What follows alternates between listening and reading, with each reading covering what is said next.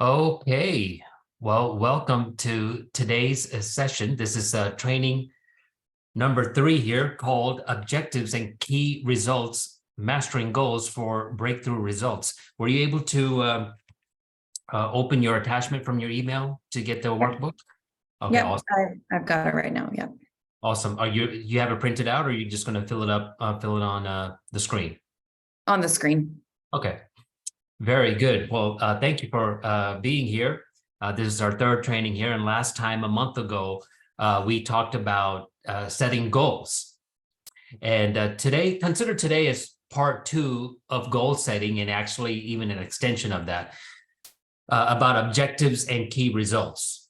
So we're taking the vision that we talked about in the first session, broke that down into goals in the second session, and now we're breaking down even more to a very granular level so you can get your vision fulfilled in time.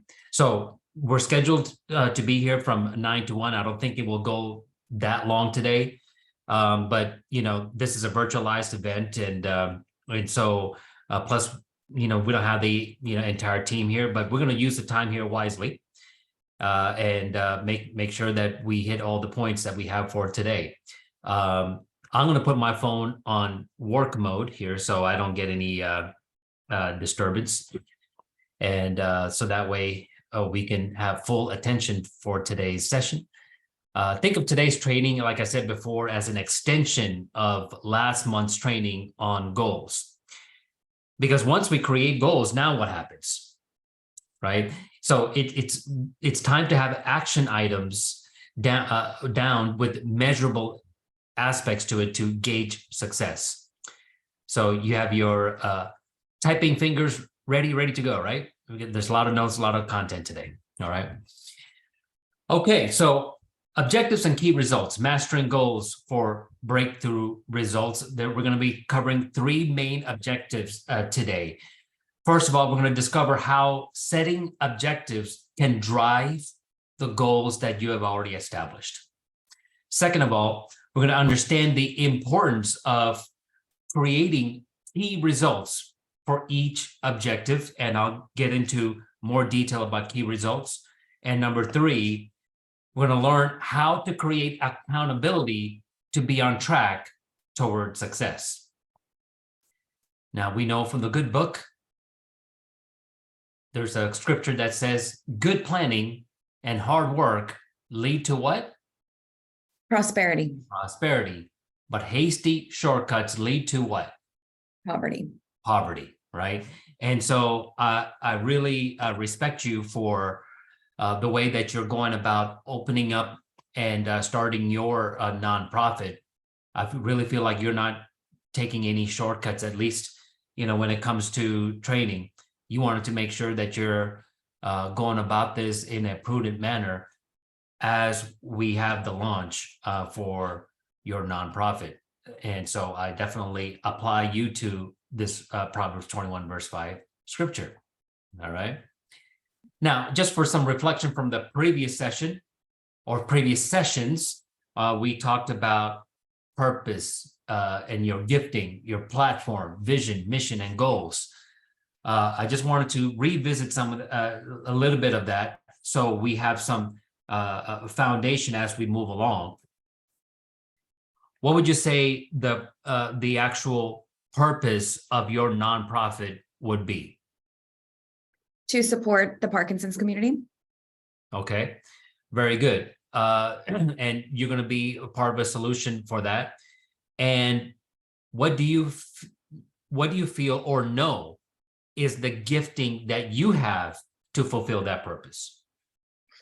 I don't remember if we talked about this as being gifting or not, but the gift, I guess, if you will, of execution and operations. Okay, very good. And the platform we all know is going to be the actual website that you'll be building. In fact, that's the actual business itself, right? The website itself, that is the resource. From what I understand, it's the hub for people to be able to come to. And we talked about a vision statement last time. I know you had a couple of words that you were still trying to tweak. Is that the case still right now, or you've got it finalized already? We have it finalized. You do? Mhm. Well, I would love to hear it and actually type it here as I hear it from you. Go ahead. Why don't you state your vision statement? Okay, to become the leading resource hub for the Dallas-Fort Worth Parkinson's community so that people affected by Parkinson's disease have access to comprehensive community services. Excellent. Long? No, that the length is perfect. I'm just not as quick to follow your talk here. So Oh, sorry. Yeah, I put it in the chat. oh, you did? Okay, great. No problem. Okay, so we have your purpose, your gifting, platform, vision. You're on a roll here. And then what would you say your mission would be? To connect those affected by Parkinson's disease with local resources they need to be informed, confident, and empowered to thrive. Excellent. All right. So I really feel like from the last few sessions, yeah, that you've really been able to have a good flow with understanding your vision and mission and being able to establish those. And do you have any preliminary goals at this point? Yeah, getting the website done Yeah. is really the number one goal. Mhm. Let me see here. I had written down some things. Give me 1 second.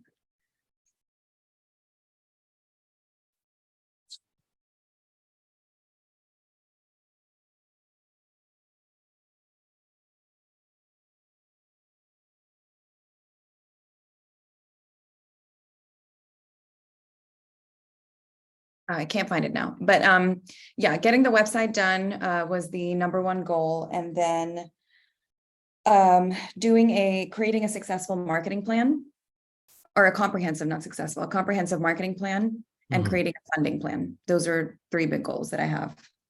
Okay, very good. Okay, are you still seeing my? It went away. It went away. Okay, let me put this back here.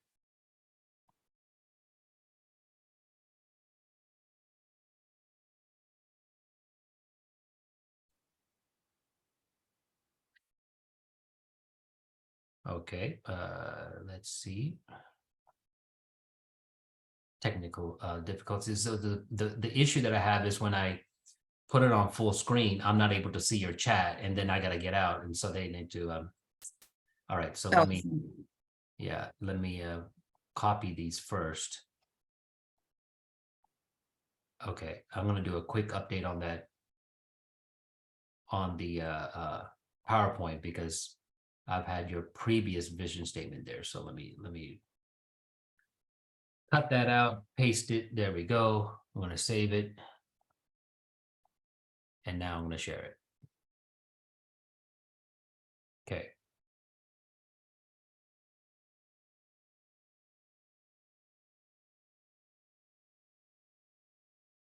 There we go.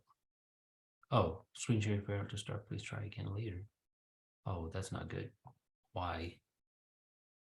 Zoom is not letting me. Technology can be a friend and a foe. Yes. This is Zoom's fault, not mine. Hold on. Let's No see. worries. There we go. It's Yeah. decided to share. Before it was giving me a message saying it failed to Zoom has failed to share and all that, but now we're good. All right. So the vision statement to become the leading resource hub for the Dallas-Fort Worth Parkinson's community so that people affected by Parkinson's disease have access to comprehensive community services. All right, that's a Don't you love it? What's that? I said, don't you love it? Yes, of course. Mhm. Yeah, and it flows very well, and it's not long and drawn out. This is something that people that work with you and the people that are associated with you in any manner, whether they're a user of the website or otherwise, can grasp, right? And they can and they know the heart behind what you have built at the end of the day, right? So very good. All right. That's awesome to see. All right. So we talked about how thoughts become manifestation before, right? And this is something that we touch on every time that we, get together, because I want to make sure that we have a clear pathway from whatever your ideas are or whatever your thoughts are. And if you want to manifest it, what pathway to take from there, right? So we know you have your vision statement. Think of that as your thought, right? And then you actually, before the vision statement is the actual vision, which is the thought. Then your vision statement is the words that you've put together, right? And now you have some goals. You got to get the website together, etc. And then we got to take action.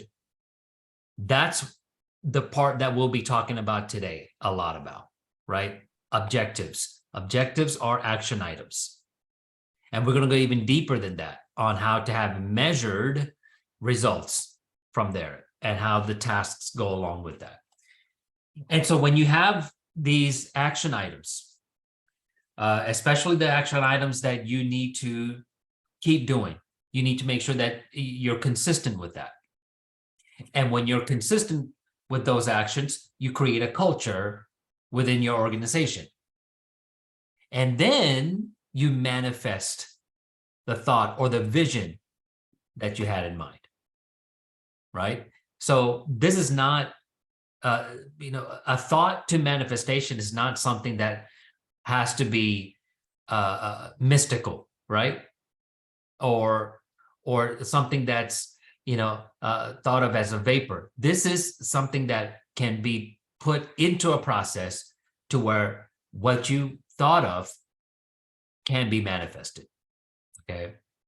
So when it comes to objectives and key results, OKRs, or objectives and key results, OKR is the acronym for that. We're going to be using that term a lot here, are built to grow with your organization and provide alignment to strategic objectives along the way. So today we're going to explain how you can leverage OKRs.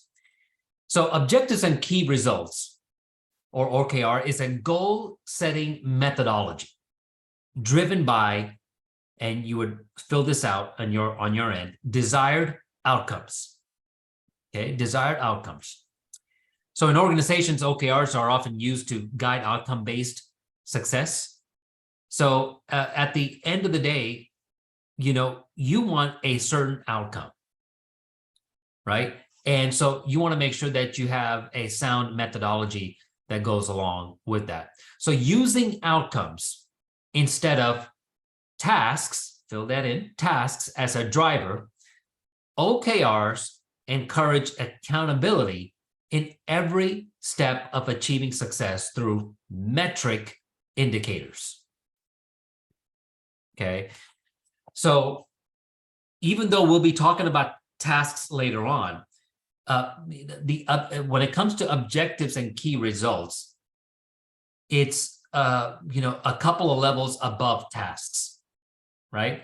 Now I know you have certain tasks in mind. Hey, I got this goal, so I need to make sure that I do this and that task. But before you get to the task, there are other levels that you want to make sure that you're addressing, especially for measured results.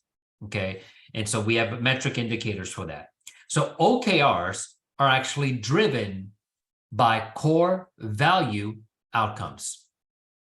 Core value outcomes. So what I like to do, if you have it in front of you, I like to go over your core values. And we talked about this, especially in the first session. Do you have that in front of you? Or, maybe you memorized it, I don't know. But if you have it in front of you. I don't memorized, but yes, I do have it in front of me. Yeah, that would be great. Yeah, let's go over that real quick. Okay, so I'm going to put this in the chat too. Okay.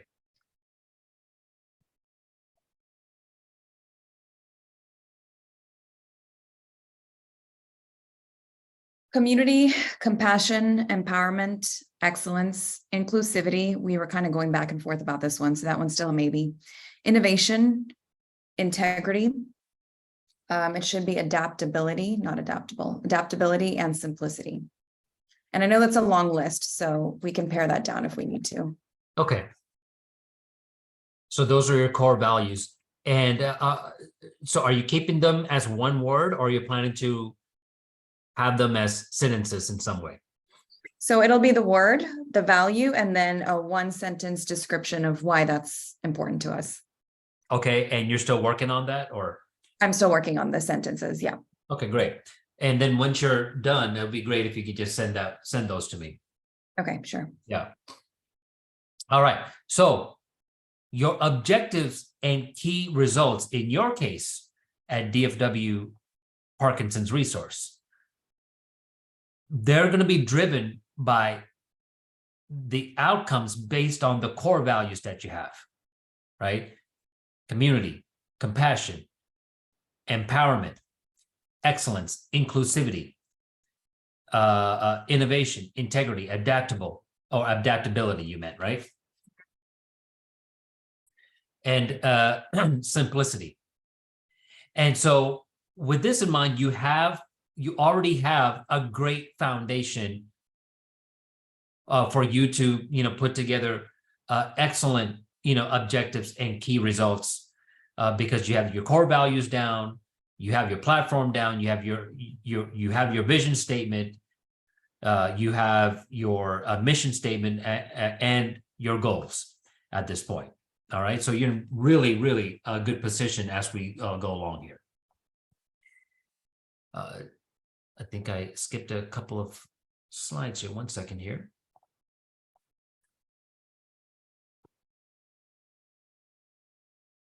Oh, okay, I'm good. All right, let's see here. Okay, so when it comes to the principles of OKRs, okay, again, OKR meaning objectives and key results. Number one, you want to keep it simple. Well, that's great because that was part of your core values, right? Yeah. You want to keep it simple. Focus on objectives that can be achieved in a given time frame. Okay, and you'll see a lot of what we're talking about today. A time frame. I've mentioned to you several times now that timing is going to be important for you to integrate that into your goals and everything that you do, because you don't want to be you want to be able to work towards something within a given time frame. Otherwise, you're going to most likely you're going to take a very long time or forever, right? Yeah. And then prioritize your objectives according to what your organization needs the most. Okay, so many people in, whether in your team, they're going to think that, they're going to need to contribute to every department objective. And then what happens is they end up spreading themselves too thin. And so you want to work on what's important according to your current status of your organization. So there's no magic number for how many objectives you should have, as it depends on several factors, such as complexity of the objectives, the time and resources that are available, and there could be unexpected changes in business. And so you want to make sure that you keep it as simple as possible. Keep away from being complex. Number two, be specific. Brainstorm the different ways you can reach the end results.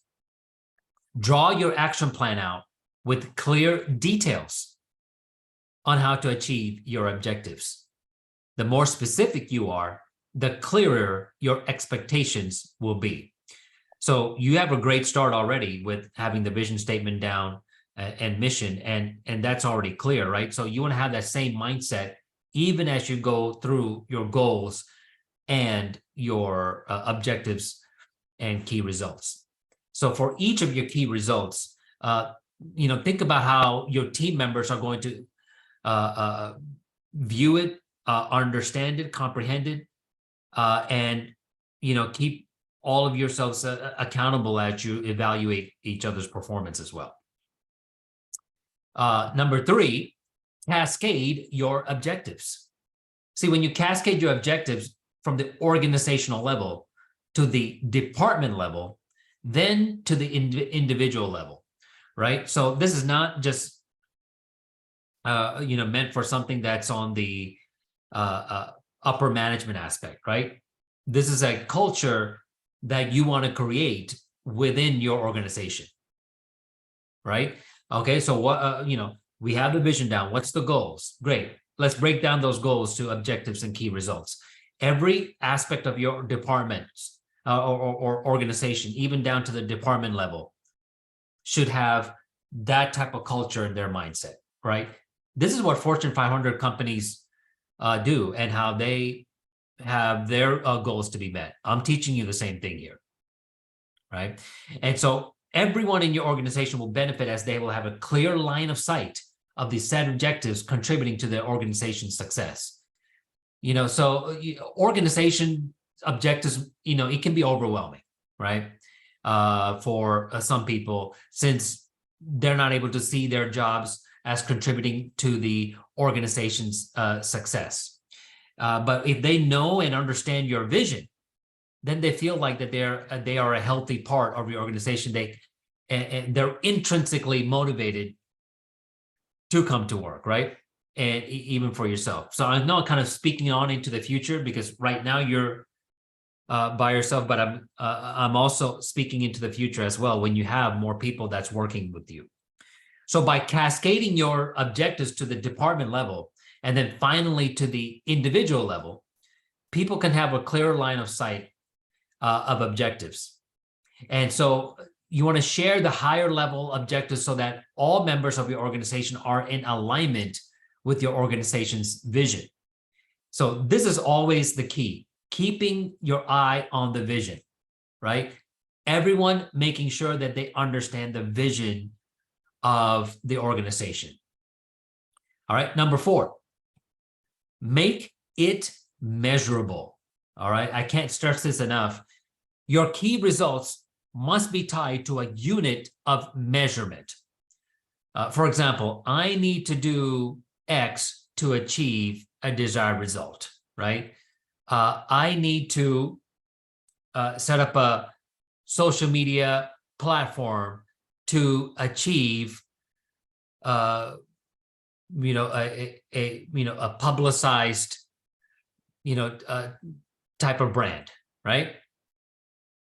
So, but you want to make sure that you have a measurement. I need to set up marketing by the end of next quarter, right? So whether you need to write, 10 grant requests for the month or make $10,000 in donations, being able to measure your key results will tell you when you have reached your goals. So this step is actually can be more difficult for goals that are not quantifiable. There are goals that are not quantifiable. For example, improve communication skills, right? Or have better relationships or reduce distractions. So for cases where objectives are not quantifiable, then you want to ask yourself, well, how will I know when I've achieved my objective? Measurements for unquantified objectives are subjective. And subjective objectives should be the exception, not the rule.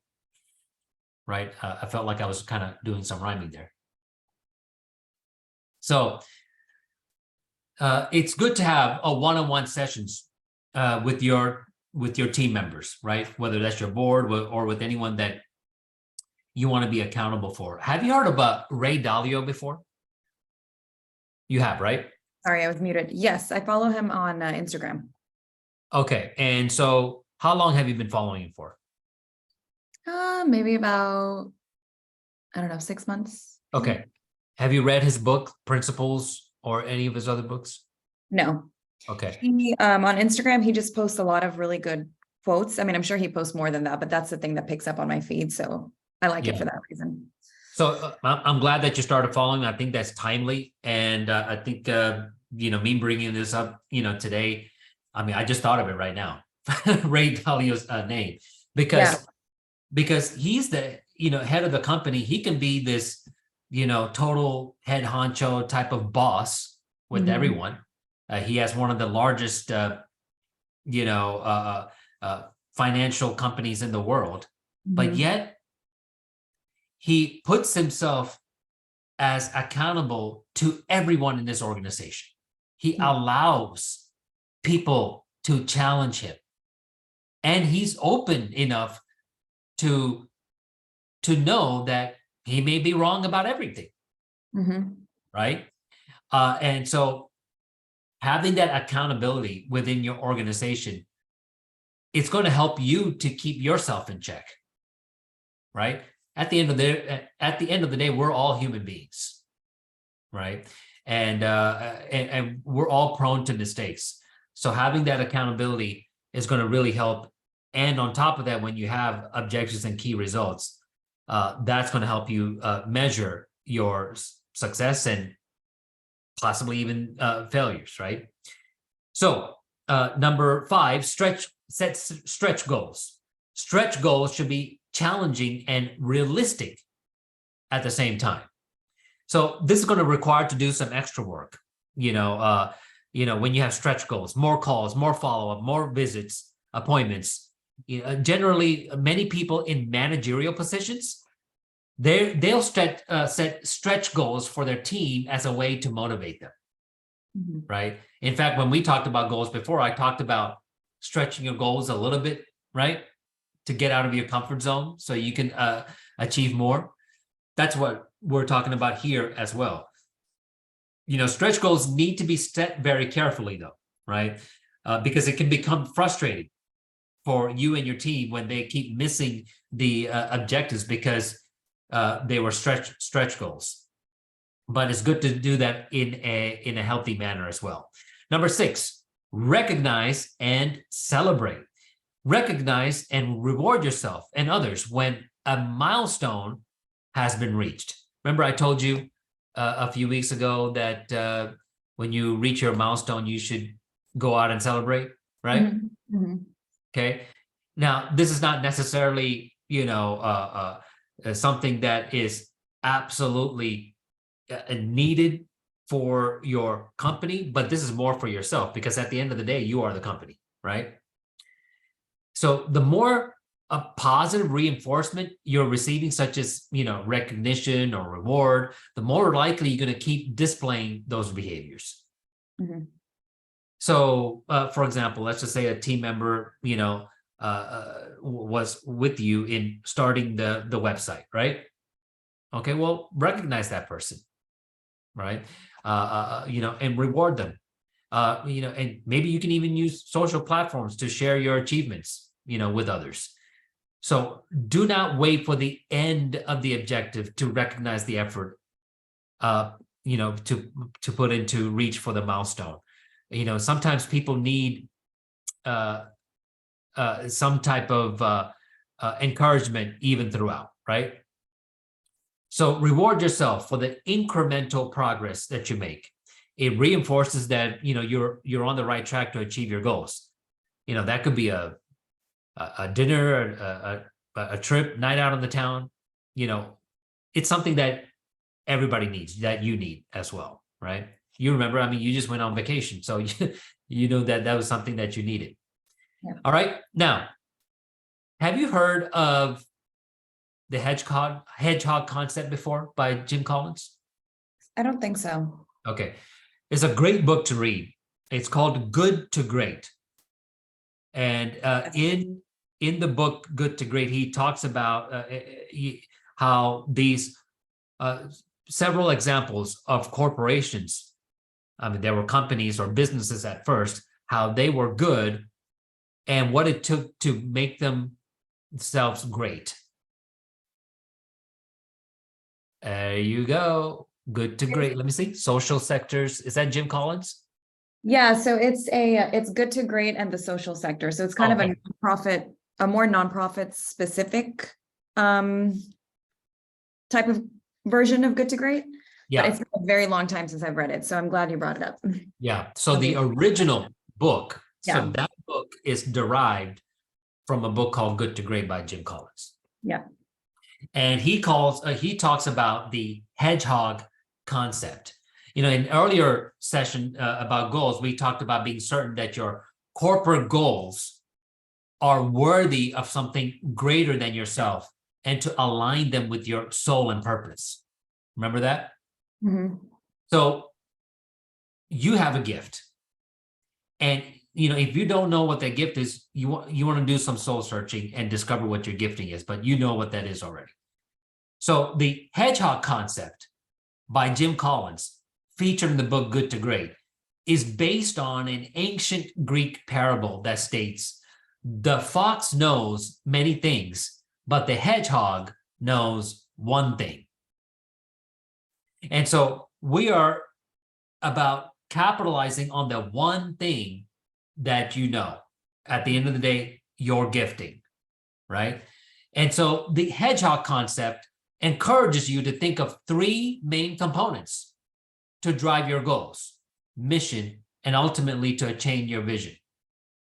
On a personal level, number one, the question that you can ask yourself and answer is, what am I deeply passionate about? See, this is all about your vision. You ask yourself, what is the end result of this journey? Okay, what am I deeply passionate about? Second of all, what am I best in the world at? What am I best in the world at? This is where your gifting is truly identified here. So think about your skills, your experiences, the resources that you have. Know what talents you can contribute to the world that can make it have a better place. And then third of all, what drives my economic engine? What drives my economic engine? Pinpoint your main economic denominator.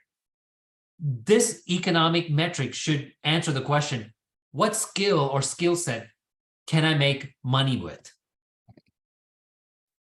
So the point where your deep passion, what you're best at in the world, and your economic engine, where it all converges right here at the middle, and this is called your hedgehog. This is where you're in the zone. This is your Zen place. This is when you are fully operating in your gifting with all cylinders firing. Right? And you know that from your experience, and now you're about to get into a new level in your career where you're going to experience your hedgehog on another level, right? And so this is the point that you want to be at all times. Now, you're going to find yourself, discovering more of each area as you learn about yourself and study more about the materials and the resources that are available. But at the end of the day, all of that comes to this point right here. Okay, that's on a personal level. Now, on the organizational level, the first question that you want to ask is, what is the organization deeply passionate about? So this question should help the organization focus on what product or service it wants to offer to its target audience. Okay, and now you have the main service or the platform. At the same time, you're still researching to see what other services that you can provide within that hub, right? So market research can help you guide the organization to finding the product service, a market fit, and identify the industry benchmarks that you're looking for. So this is something I know that you are still researching about. And in fact, you'll always be in research about, because at the end of the day, you want to make sure that you're in the middle right here, right? Number two, what skill is the organization known to be the best in the world at, right? Take a deeper look at your organization's current resources, knowledge, skills, experience. By finding out what the organization is best at in the industry, it will allow for the opportunity to set up strategies around internal processes. So as far as you are one of just a few resource hubs for the Parkinson's community. In fact, I believe that you believe you're the only one that's available, right? Locally, yes. Locally. All right. So here's the thing. When you come up in the marketplace on a local level, there's going to be others that's going to recognize you, and there's going to be other players that's coming up sometime in the future, right? But before they catch up, or before they try to catch up, you want to make sure that you're so far ahead that you're known to be the best resource hub, regardless of the resources or the relationships that the others have, right? And so that's how you want to go about that if you want to operate in your hedgehog section continuously. And then number 3, what drives your organization's economic engine? So usually revenue indicators can be narrowed down by finding out what economic metric of success fits your marketplace. So tell me, how would you be driving the economic engine within your nonprofit? What are some of the ways that you would be generating revenue in your organization? There's 2 primary ways. One way will be sponsorships from my pharmaceutical and device company partners. The other way is going to be not necessarily within the organization, potentially, but perhaps outside of it, is offering a value-based healthcare model to the Parkinson's population, through which we will potentially get revenue from the government. So we can still offer the services for free, so the end user doesn't have to pay for it, but the government then incentivizes us to do that for this population. So that's a really promising potential source of revenue that I'm exploring. Okay. I think I told you, I'm trying to remember, did I talk to you about a doctor that I know that's championing VBC? I No? don't know. Okay, I need to get you in touch with them. Okay. Yeah, see, he's in the Houston area. He is the only doctor in the United States that is certified for value-based care. Really? Yeah, training value-based care. All the others are not doctors. They're just training for VBC with MBAs and all that. So yeah, I know that you were in the VBC field, so I can definitely I've talked to him a lot. Okay, So, yeah, it's something that I'm exploring. It was a proposition that was brought to me by someone that wants to get into that space, and I have access to the audience because majority of our audience is on Medicare. And so we can get incentivized by the government for keeping those populations that are on Medicare out of the hospital and providing kind of round the clock care coordination for them on a remote basis. So it's just something that I'm exploring. I can chat with you more about that later. Yeah, that'd be great. Awesome. All right. So any questions about the hedgehog concept? No. Okay. Makes sense. Make sure you get that book. It's something that will really shift your paradigm as you are, opening up your company or your nonprofit here. Okay. Now, of course, he's talking about for-profit companies, but there's a lot of parallels. So I don't have any reservations of you reading that book. Okay, so let's see here. Something happened to that particular slide. Okay, what do you see in front of you? It says, how are objectives and key results created? And then objectives and outcomes that reflect current business priorities. And then it says they, and then it's blank. Okay, 1 second here. Oh, okay, so no, I'm sorry, not that. I'm talking about the workbook, the actual workbook that you were at. The next page. What is on my workbook page? Yes. Our OKRs about micromanaging. Okay. So let me have you fill in this. The biggest mistake leaders make at this stage is developing key results that are daily tasks. Okay. I double and triple checked this PowerPoint, but something happened there. So I apologize about that. So daily tasks. So key results of an organizational level should be indicators of success. All right. So objectives and key results, they're not about micromanaging every step towards reaching your objectives. Right. Mhm. Well, I know plenty of companies that micromanage with this objectives and key results. That's not what this is about. Right. It's about providing the framework that constitutes success and allowing, people in your organization to discover how to work towards the finish line. Okay. So the best practice for a number of key results is around having, a 3 to 5 key results per objective. Okay. And you see the workbook in front of you. So any individual that sets up with more than 5 might want to step back and assess whether the key results are metrics or just tasks to be completed. So in the workbook, you see CEO's objectives, right? And 3 arrows that are down. Mhm. And then KR, which means key result, right?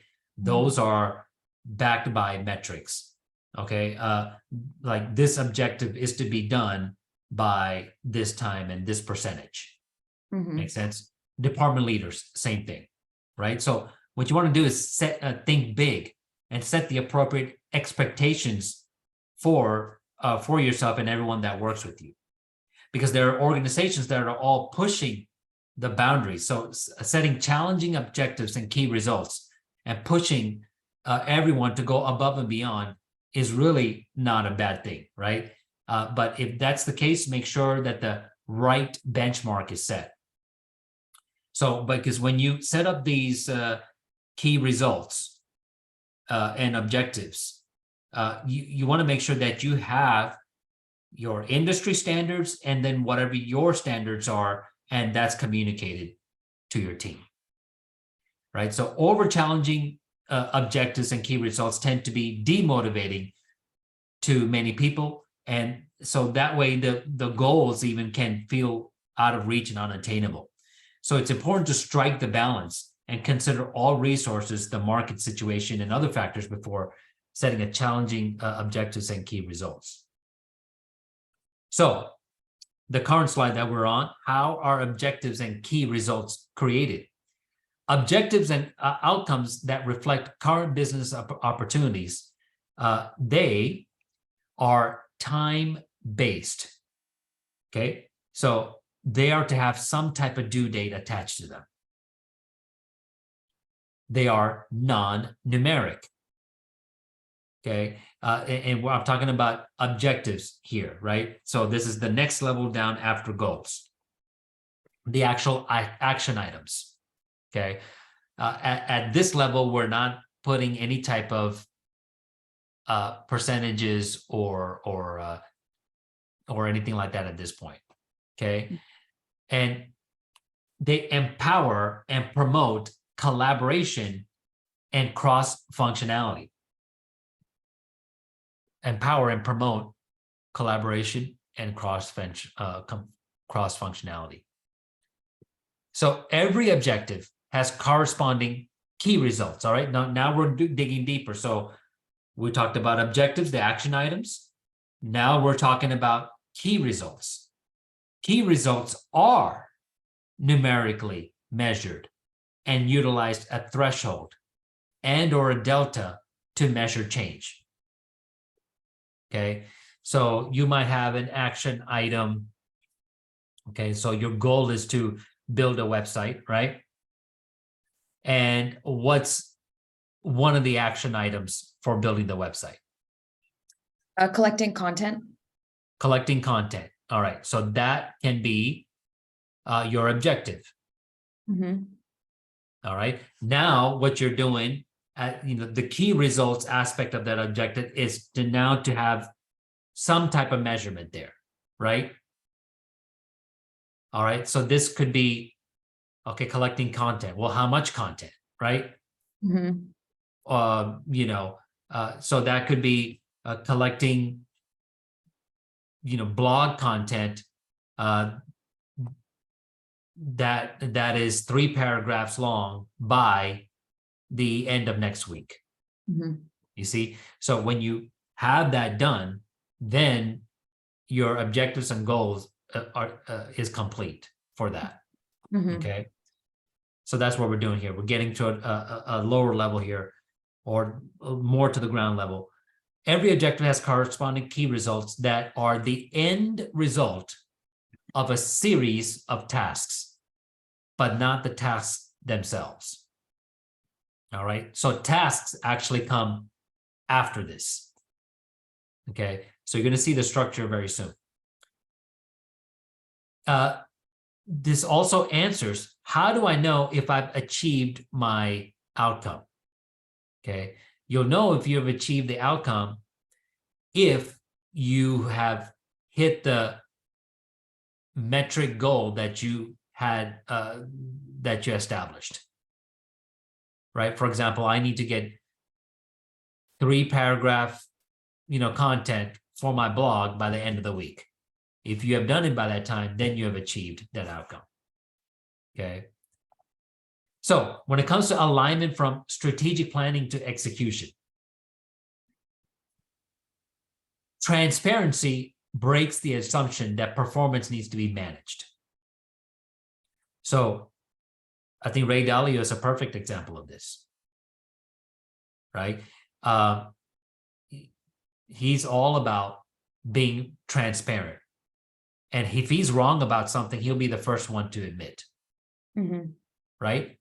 Because if you're transparent with everyone that's around you, then you don't have a need to be managed.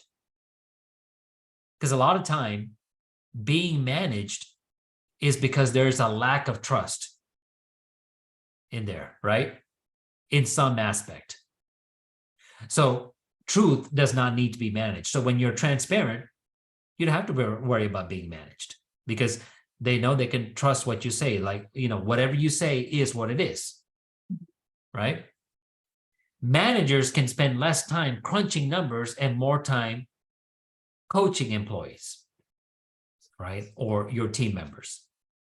So this is not about micromanaging and crunching numbers or anything like that. But this is to set up the framework so that your goals can be fulfilled. And then you can spend more time doing what you want to do.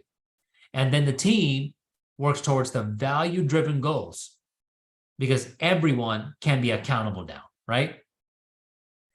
So when I've visited, many companies where they say they don't feel like they have a process.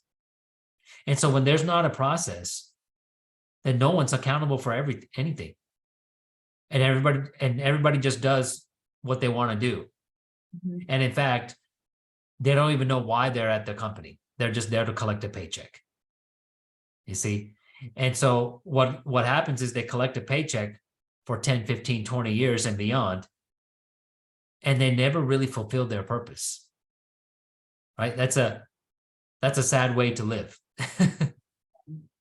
I know of this saying where people say, I know the saying where it says, the most tragic thing that can happen to you is to be successful in something that you are not called to do.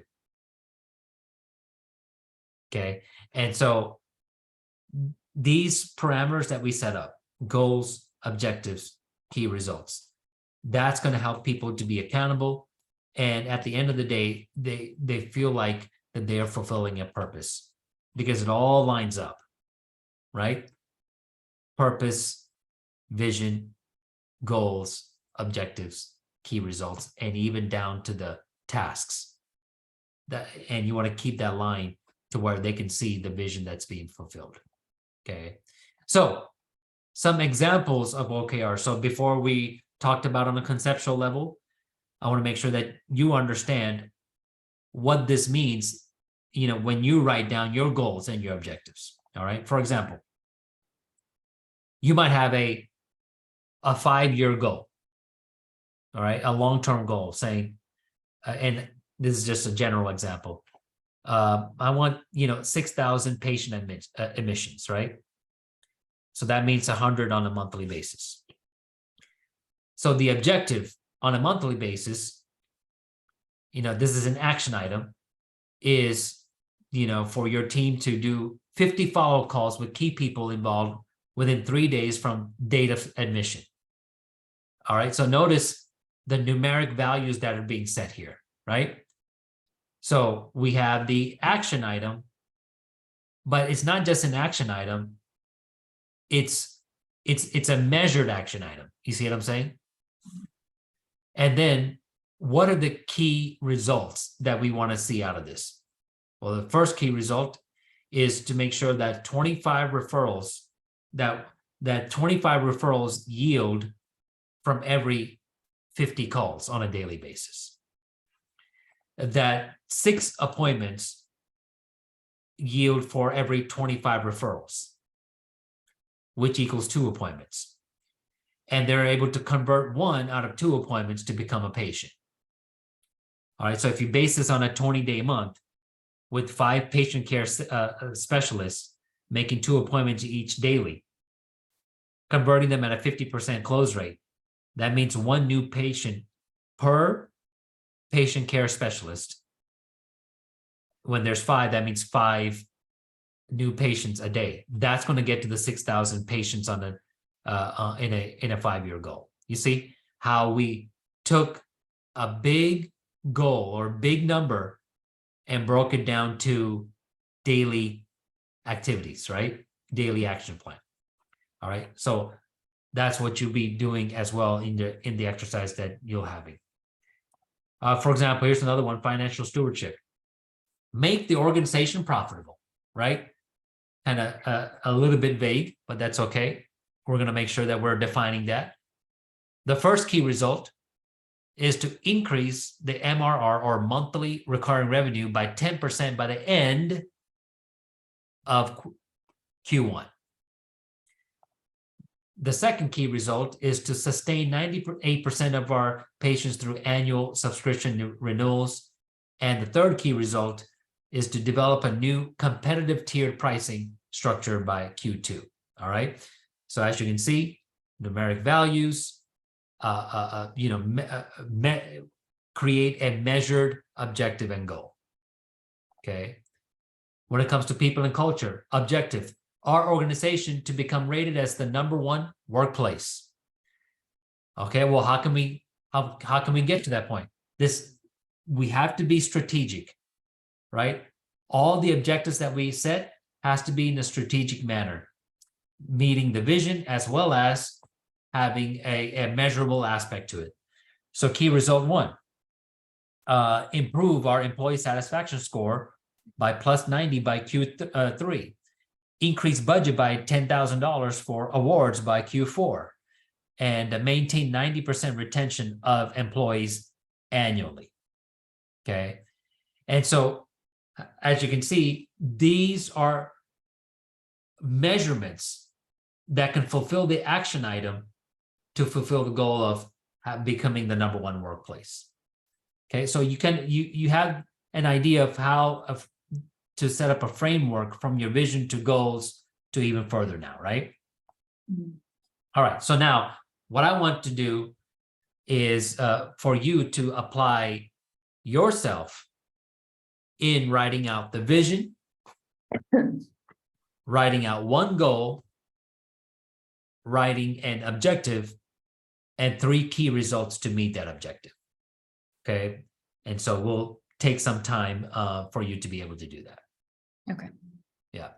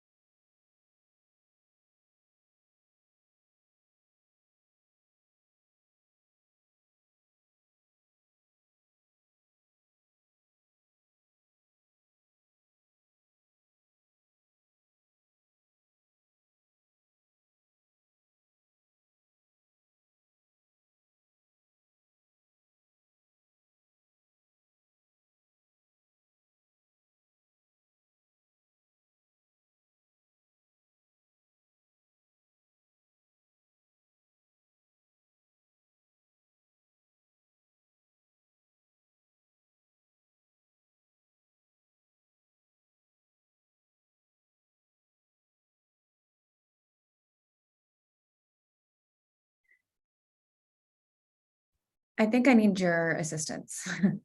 You need my assistance? Okay, yeah, that's what I'm here for. All right. So I'm a little unsure on on the KR2 and 3. So I have my vision, and then the goal I put to bring, and I don't know if this is a good goal, but to bring maximum exposure to DPR to PD patients in the Dallas area. Mhm. One objective to expose PD patients of the 4 main Dallas neurology hubs to DPR by the end of Q4 2023. Okay.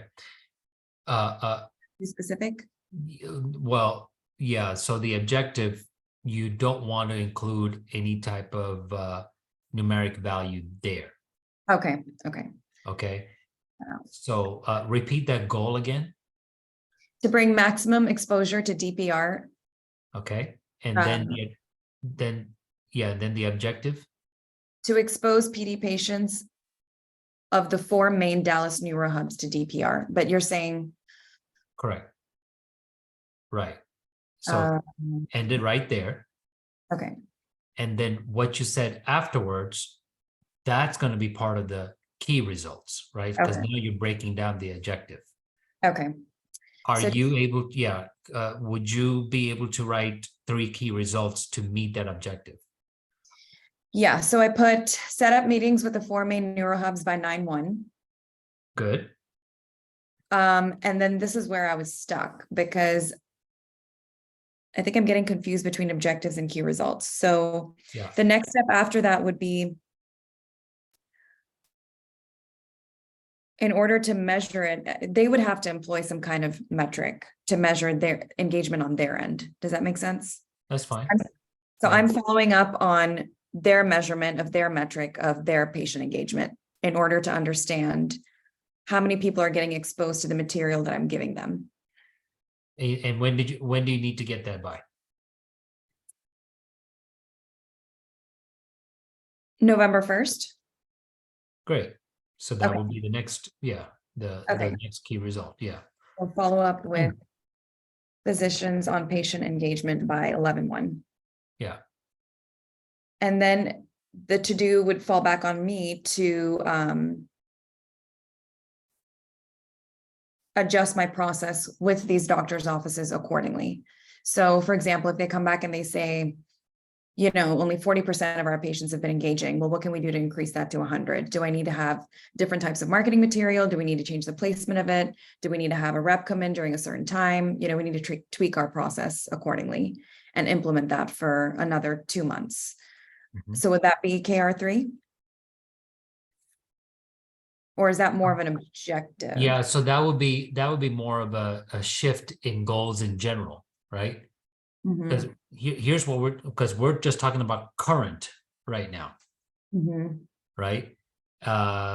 Given that all of those aspects will go well. But then when you start to see that things are shifting, then you would, write your goals and your objectives and your key results accordingly. Right, right. Okay. Right. So I wouldn't worry about hey, what if this happens or that happens in this particular exercise, right? That's more of once you've written down all your goals and objectives and key results, then that's part of, writing it out as a process, Mhm. right?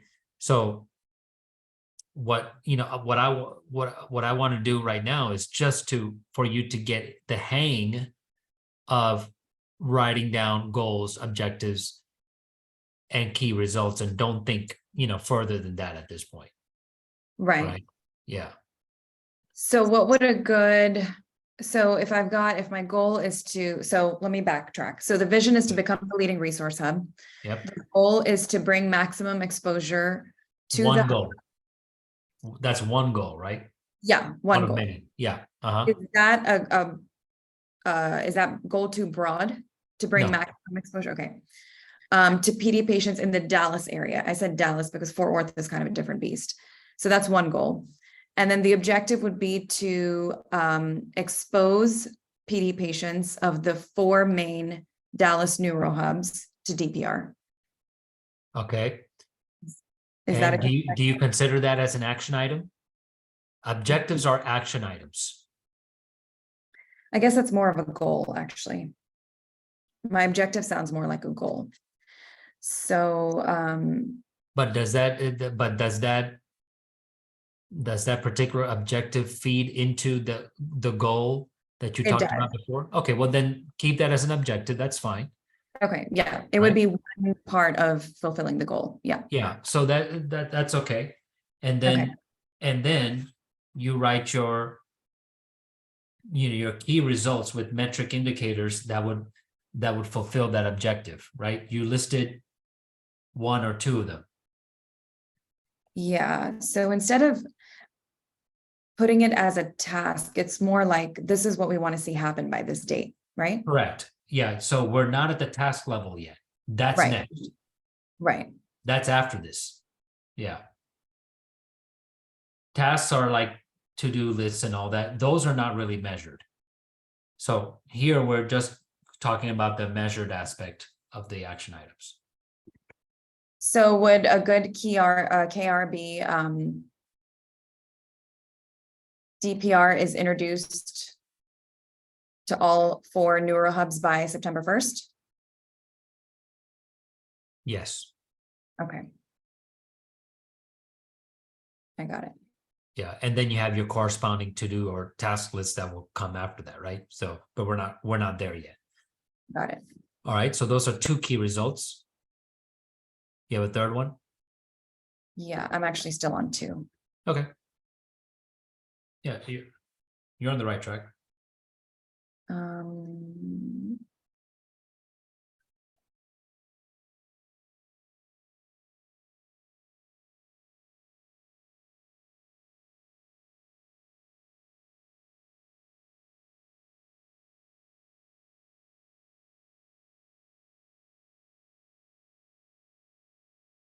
Let's Don't worry see. about time. We have plenty of it at this point. So, Okay.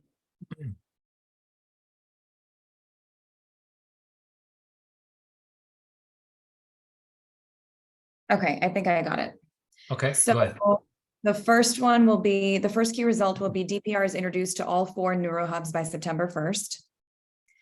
Physicians are well versed with the hub and are passing this information along to their patients by October 1st. And then KR3 is 80% of the patient population is actively engaging with the hub by December 1st. Excellent. Great. Can you write that? Can you copy paste that in the chat? Yeah.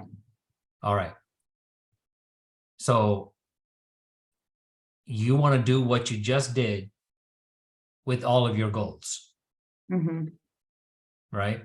And and then you have a clear pathway of fulfilling your vision. All right, and okay, so yeah, you're gonna still share that. That's fine.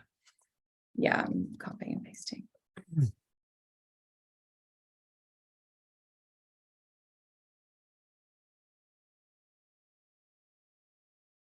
Now, the question of how we measure that 80%, that's a different thing altogether, right? Correct. That's actually once you have this structured all structured out, then you would apply all of this in a process. Got it. Yeah. Okay, I put it in the chat. Yeah, and that's when you're gonna have, if this happens, then what, right? If this doesn't happen, then what, right? And then you have all of this in place as far as that goes. That's actually, another class that I actually go through, but I wanted to make sure that we have this foundation down as we go along. All right, so let's see here. DPR. Okay, got it. Let me copy that. Okay, and so how many goals do you have at this point? That I've written down from the previous exercise? From the previous exercise or in general? I've got 3 main ones, and probably I've got plenty in my head. Okay. But 3 main ones that are written down. Okay, so at least the written 3 main ones. Yeah. You want to do this exercise, right? Mhm. And then send them to me. Can you send it to me in the next 2 to 3 days? No, Okay, when can you send it to me? I can send it to you by, Definitely before the launch. yeah, I can send it to you the first week of July. Okay.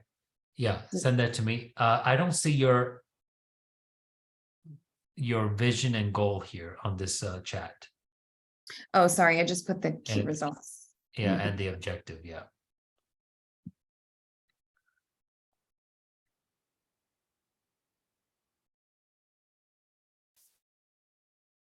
Okay, so let's just say you had an employee or a team member and they say, and you instruct them, hey, we need you to get on this because we need 80% of the patient population to be active by 12/1. And they could say, okay, but they don't know why they're doing it, right? But if they understand your vision and the Mhm. goal and the objective, now they're going to be intrinsically motivated, right? To hit that 80% for you. You see what I'm saying? Mhm. Yeah. So that's why vision and goals and objectives are really important. All right, got that. Let's see here. I'm gonna copy that over.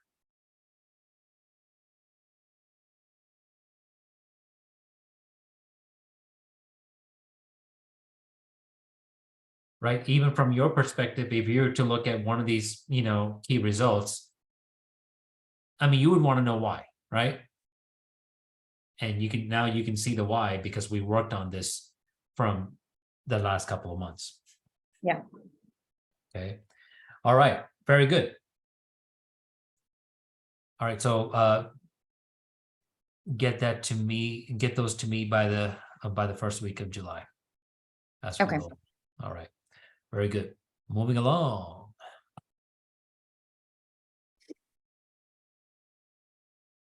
Did you want to take a break right now, or you're good to go?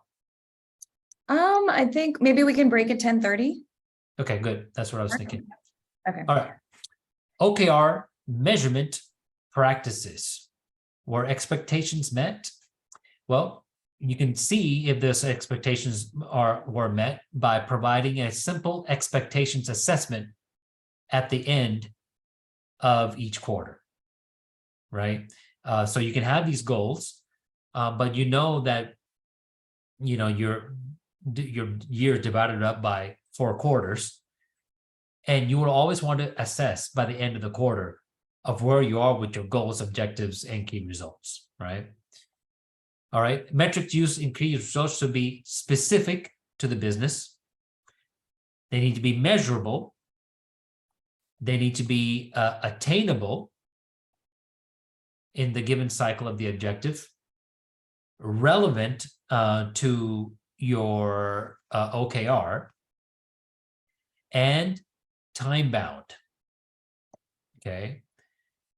And so this is a great place to start with grading. Like if you're to have your team members, you can actually have a grading system, for all of this. And it's providing a simple expectations assessment at the end of the quarter to assess if you met the expectations of your OKRs that you're committed to. Okay. All right. Any questions here? Can you repeat who this, like in my situation, who would be getting this assessment? Well, all right. So for example, you have your goal, you have your goals and objectives and key results and all that. All right. So, you have that written out, right? Mhm. Now, you could be accountable to yourself, right? At the same time, that things come up and sometimes you can compromise certain things and you have something else comes up. So for this to really stick for you, you really need someone that you can be accountable to, Mhm. right? And I'm assuming that's what you have. That's one of the reasons why you have the board there for. Mhm. right? So everything that you write out that you turn into me, your board should know that too. Okay. And so that way you can be accountable to them, Mhm. right? Even though that you're leading the organization, but for the sake of the organization, for you to be accountable, to them. So really, well, y'all should be meeting at least on a once a quarter basis anyway, by law anyway. And so during that time, they should be able to pull up what you have written out and ask you, have you hit these goals and objectives, right? And if not, why not?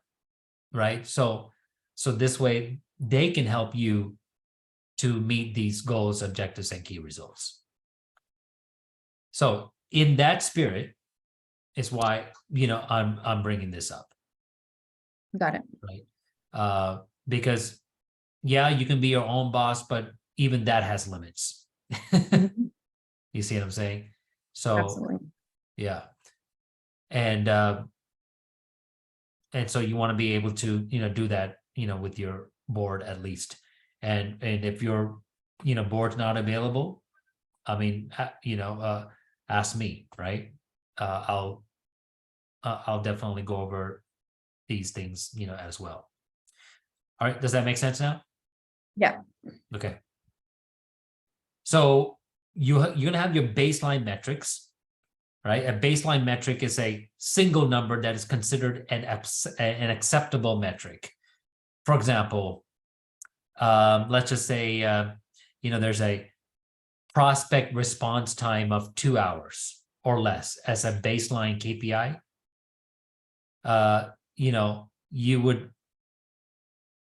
You would have that baseline metric as the number 2, right? So it can be kind of cryptic, right? Where it doesn't say 2 hours, but it's just that, internally what that number 2 means. Number 2 means hours, right? And then you can have your positive and negative metrics as well. A positive metric is used when you want to increase your baseline metric. For example, if your, prospect to user ratio is, or patient ratio is 70%, and you want to increase it to 80%, then you're moving in a positive direction. And negative metrics are used when you want to decrease your baseline metric. So these are measurement practices that you can use.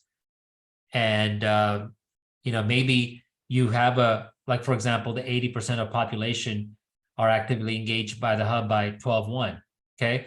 Well, when the end of that quarter comes around, which is going to be the end of December, right? You can assess and see if you've met that or exceeded that or below that or really below that, right? And so let's just say that you're really below that number and you did your absolute best. Well, maybe 80%, that baseline metric is not a realistic number. Mhm. Okay. Maybe that needs to be lowered down to 60 or 50 or whatever. Right. Or that that's a realistic number, but you just need to change the date. Well, that's fine also. Right. And so what happens is when you have it structured out in this manner, then when something doesn't go your way, your vision is not changing, right? It's just that you're shifting certain aspects of that vision. In this case, adjusting the percentages or adjusting the date. You see what I'm saying? Because we know that when you have a true vision, well, that is not something that ever changes, right? What you would change would be the minor aspects of the goals and objectives, so you can still attain the vision that you have. Okay. All right. Now, breaking down OKRs even further. So we've talked about vision, goals, objectives, key results. Now, what could be even further than that, right? Well, we touched on it before. It's actually the tasks, right? Your to-do list. OKRs are the outcome of all your tasks in your to-do lists. Okay, so it's the results that matter. See, tasks are small. They're bite-sized chunk of a roadmap that lead to the results that you track in your OKRs. So measuring results, not tasks,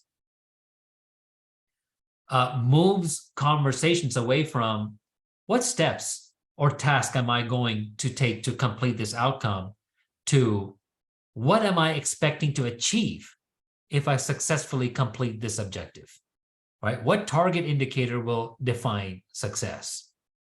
Okay, so tasks are a part of this this whole structure, but they're at the very, very bottom, right?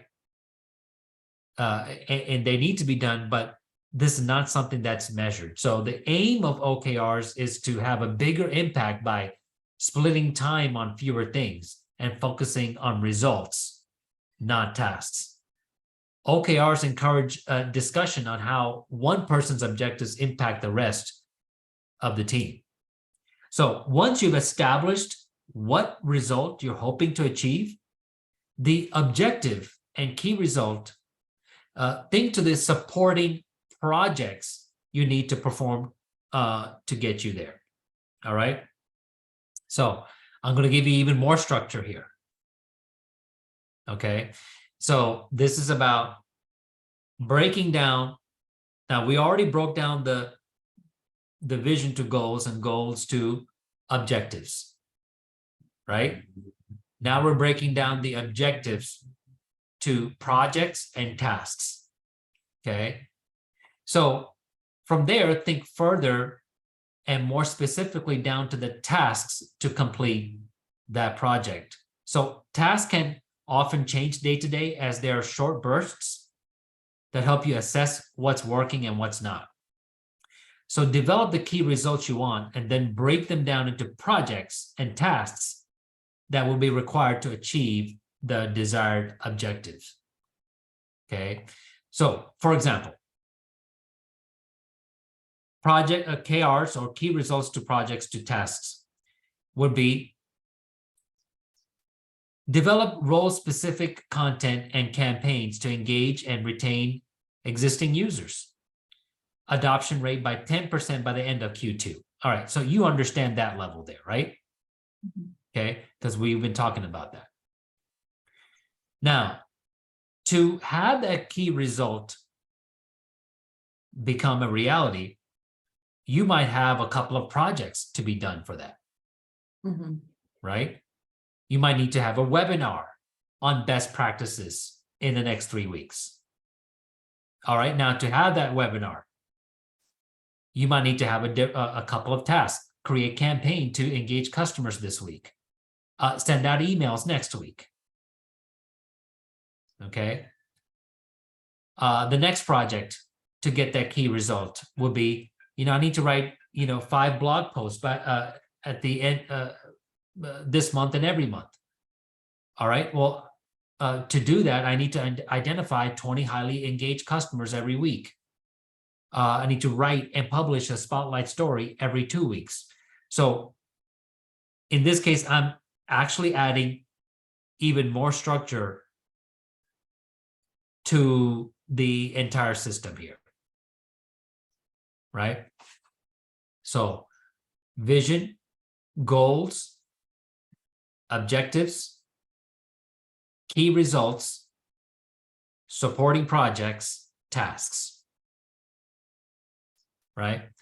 Now, it can kind of sound daunting in the beginning, but once you get the role of this, then you'll start to see that you have every single action item mapped out by the date and all that.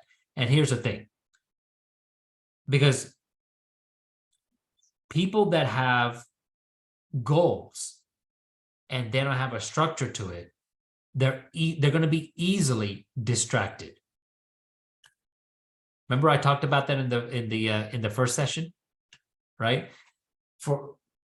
We know many people who've had a vision for 10, 20, 30 years, and it's never come to fruition because they were easily distracted about something. One of the reasons is because they have not mapped out their vision all the way down to tasks, right? And so when you have mapped out your projects and your tasks, and you have that on your calendar, why would you be, distracted by anything else? You know that you're meant to do this and to fulfill that vision, right? Okay, so that's what you can do as far as this goes. So as part of our break, when we come back, let's just say the next, I'll give you a little bit extra time. It's 10:30 now, 10:32. Let's come back around, what, 10:55? Yep. Actually, okay, we got quite a bit of time. So let's do this. I know the next one is an exercise, but I'm going to, yeah, just go here. Okay, you see this, sorry. Okay, do you see this total business process flow here? Yeah. Okay, so I just want to break this down here. We talked about vision in the first session, right? We talked about goals in the last session. And then in this session, we talked about these four right here, right? Objectives, key results, projects, and tasks. So this, you can consider this as your total business process flow, right? From the vision to tasks. And for your vision to be fulfilled, you can, you have it all mapped out to where you've broken it down to all the way down to the ground level. This is where you are 50,000 feet up in the air. And here you are 30,000 feet, 20, 10, 5, and then 0 ground level. Okay. So this is the way to see the vision that you have, every goal that you have, every objective that you have. You want to make sure that you see it in this manner. All right. Make sense? Yep. All right. So what we're going to do, we're going to break, and the rest of this time is going to be more of a workshop flow, right? You have 3 main goals. So what I want to do is really map all of that out. Okay. Okay. While we're here, and let's do that, and then we'll go about the workshop that way today. Okay. Yeah. Any questions in what I just covered in the last 10-15 minutes at this point? No. Okay, very good. All right. We'll take a 20-minute break. We'll be back at 10:55. Okay, sounds good. All right.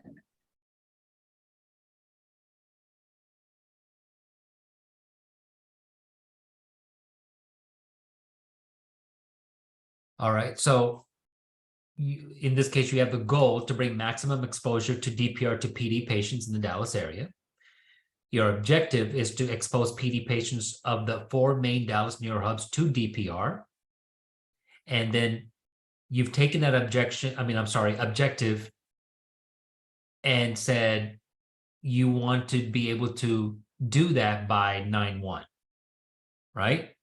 Now, usually to be able to do that, there might be a couple of projects that you need to do or that you need to commence to be able to do such a thing, right? And you said one project is to finalize and publish marketing material. Okay. And we can even put a date to that as well, right? And that's one project. the other project. In fact, let me just share the Word document here. That's probably better. All right, you see that, right? Okay, let's talk about this. Yeah, I can see it. Yeah, let's talk about this first project. Now, this project,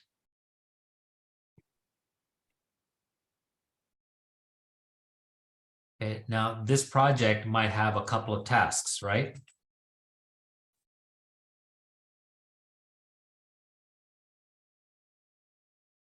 Okay, now to finalize and publish the marketing material, what are the ground level tasks that needs to be done? Content writing.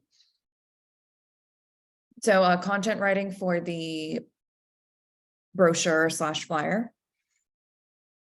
Okay, write out the brochure. Mhm. Okay, we're gonna get very specific here, right?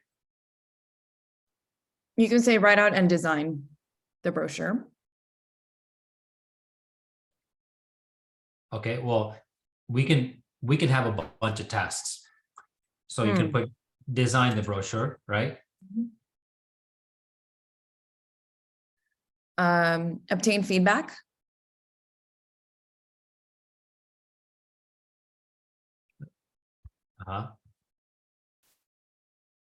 Final edits. And then print. Or publish. Great.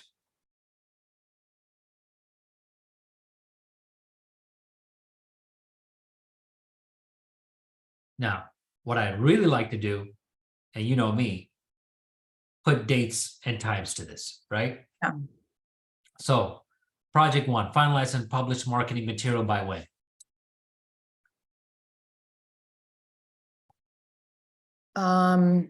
Let's say August 15th. Great. All right. Now, to do that by August 15th, these tasks on each level needs to be done by when? So let's work backwards Yeah. because I think that might be easier for me. Okay, so we need to, okay, so final edits should be done by 8/13. Okay. Or no, sorry, the one above that, task 4. Should be done by 8/13, 8/13. So then I would need to obtain feedback by, we can say 8/10, 8/10. So then in order to get it designed and give enough time for feedback, let's say 8/1 for the design. Yeah. And then we can do the write out, we can do like last week of July. So we can say 7/24. Print and publish by 9/1? Or No. 8/15. No, 8/15.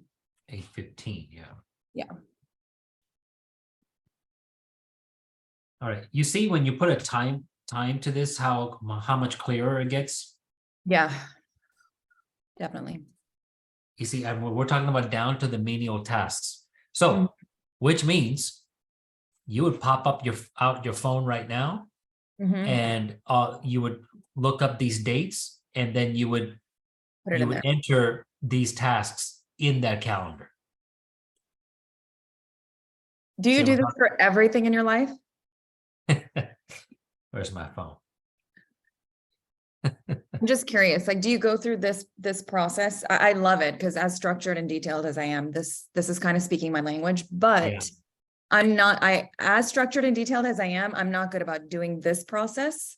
Yeah. For everything. I'm not, I'll be honest, which this is, I mean, that's why this is actually really good for me. It's a good exercise for me to. Yeah. I mean, this, once you get the hang of it, you get the roll of it. I'm not saying that you won't have challenges, right? But at the end of the day, as long as you have your your vision, you want to know how to break it down, right? Mhm. Let me see here. I'm gonna try to find a day where I have a good example here. And where do you document this again? I know I'd asked you this last time, but I forgot what you said. Like when you break down the KR and the project and the tasks, do you just have it on a Yeah, Word doc?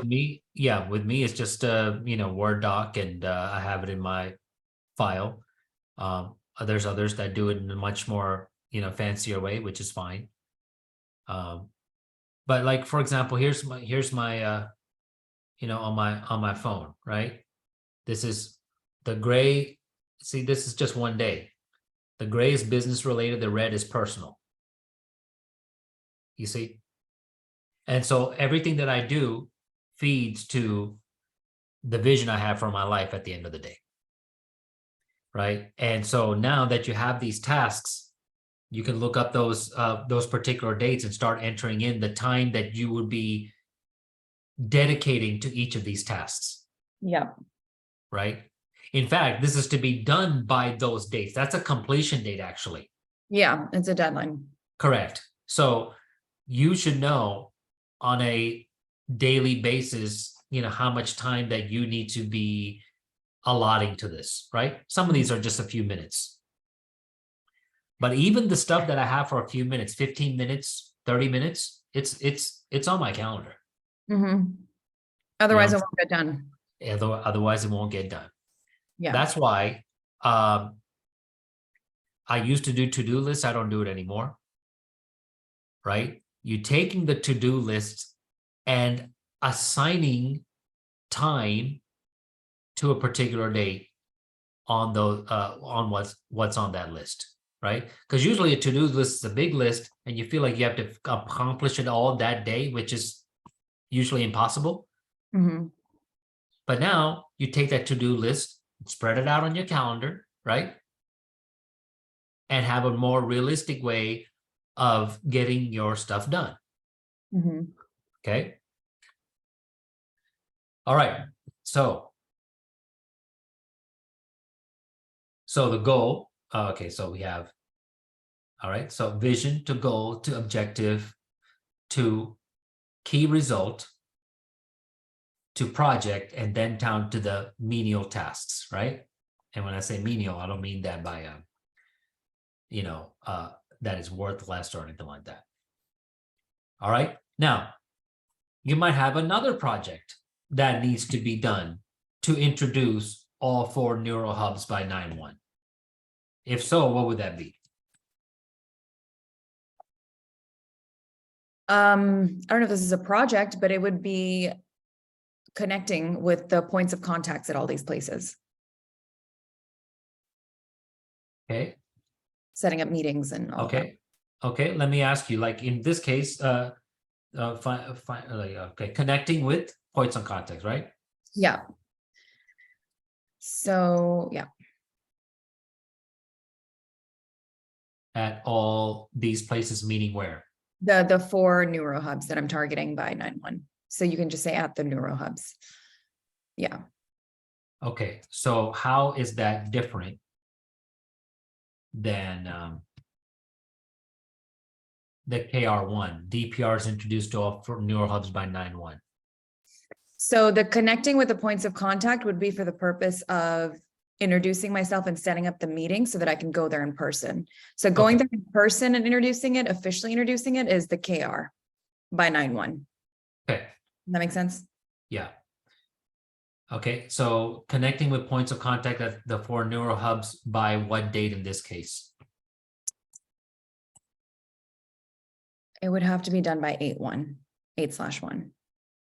Great. The latest. Yeah. I'll start putting these in parentheses. Like that. Great. What are some corresponding tasks? So task 1 would be to consolidate a list of contacts at each of these places. So I guess you can say create a list of contacts at each of these places. And then task 2 would be to call them or email them.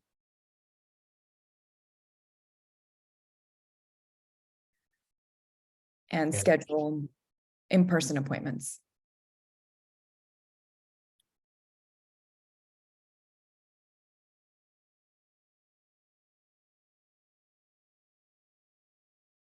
Okay. Any other tasks? I don't think so. Depending on the responses from task 2, like follow up and all of that, but that may fall under task 2. Okay. And in this case, what dates? By what dates? So create a list of contacts.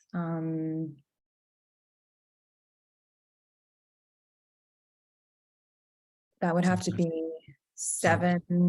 Mhm. I guess you could say it has to be after the launch, but not too close to August. So we can say 7/17. 10/15. Yeah, I was thinking the same.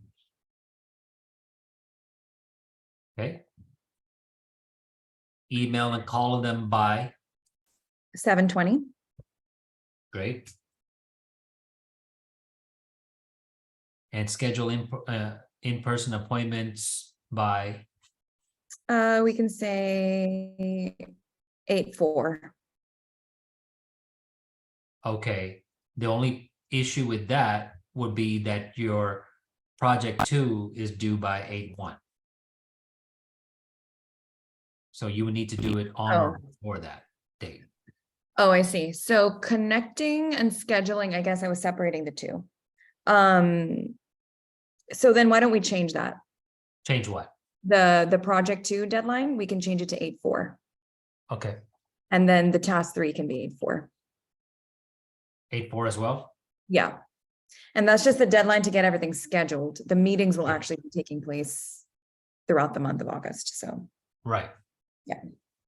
Okay. Okay. So there's a couple, and there could be more projects, right? This is just getting you started, really, right? And so we're just breaking it down all the way from the vision to the everyday tasks. Now, these tasks can run simultaneously during the day, right? For example, when you call and email them on the same day, you might be scheduling in-person appointments, but you're telling yourself, I want to, get this task to be completed by 8/4 and 7/20, etc. Right? Okay. Very good. So that has to do with the goal to bring maximum exposure to DPR to PD patients in the Dallas area. Are you thinking of any other projects at this point on that key result?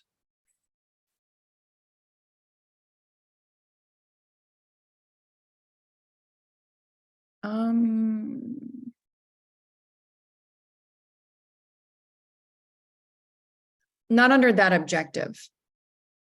There are other objectives. So under this objective of the Dallas Neuro Hubs, no, that would Okay. pretty much be it. Yeah. Great. All right. How about on this next key result?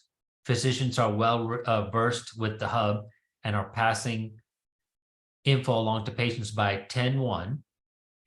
What are the corresponding projects for that? I have a question before we do that. Yeah. So can you scroll up a second, just a little bit? Yeah, sure. So you see where it says objective to expose PD patients of the 4 main? Yeah. So that's one objective, right? So then I would have multiple objectives, and for each of the objectives, I'm doing this, I'm doing the key results and the projects and the tasks. Is that right? Correct. Is it each objective? Okay. Correct. Okay. Yeah.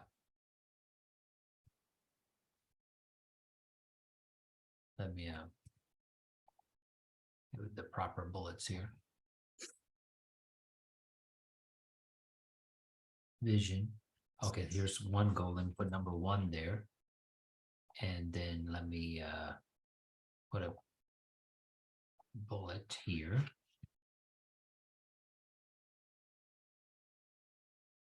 Okay, let's see. just to organize this a little bit better.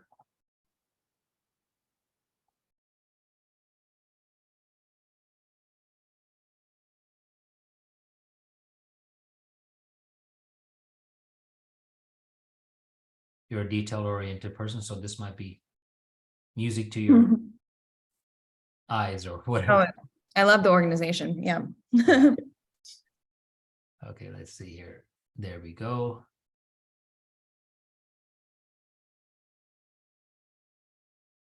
All right. See how that works with all the dates and everything? hmm I like to clean this up, so bear with me here. Sure. Probably a little bit more anal on this stuff than some others. I know, but I love that. It's a thing of beauty when everything is uniform Yes, and consistent. that's right.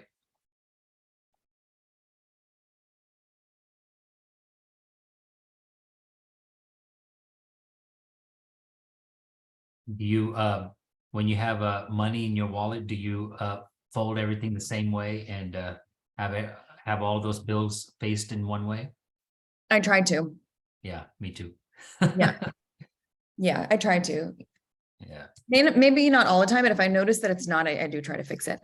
right. Okay, I think, yeah, there we go. All right, so we got let me just bold face this. You know, I like Arial. I usually change to Arial. Yeah, same.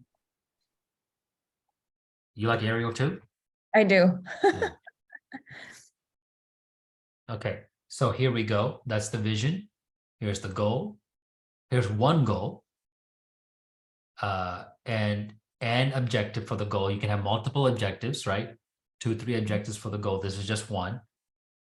And you can have multiple, key results as well. This is just one. And a couple of projects and the corresponding tasks. Do we have only 3 tasks here, or do we have more for the project 2? I think just those 3. Okay, great. Well, look at this. I mean, we're just on one goal, one objective, and one key result so far. Yeah. Talk about digging deep here, right? Yeah, I know. So, all right. Let's see if we can just build this out. We have time, right? So Mhm. let's see if we can build this out. So we got a couple of projects here. All right. We have, okay, we actually have 3 key results. We haven't built those key results out yet. And we have one objective. So let's build out what we have written out already, at Okay. least. Okay. Yeah. So the key results, number 2, physicians are well versed with the hub and are passing info to patients by 10-1, right?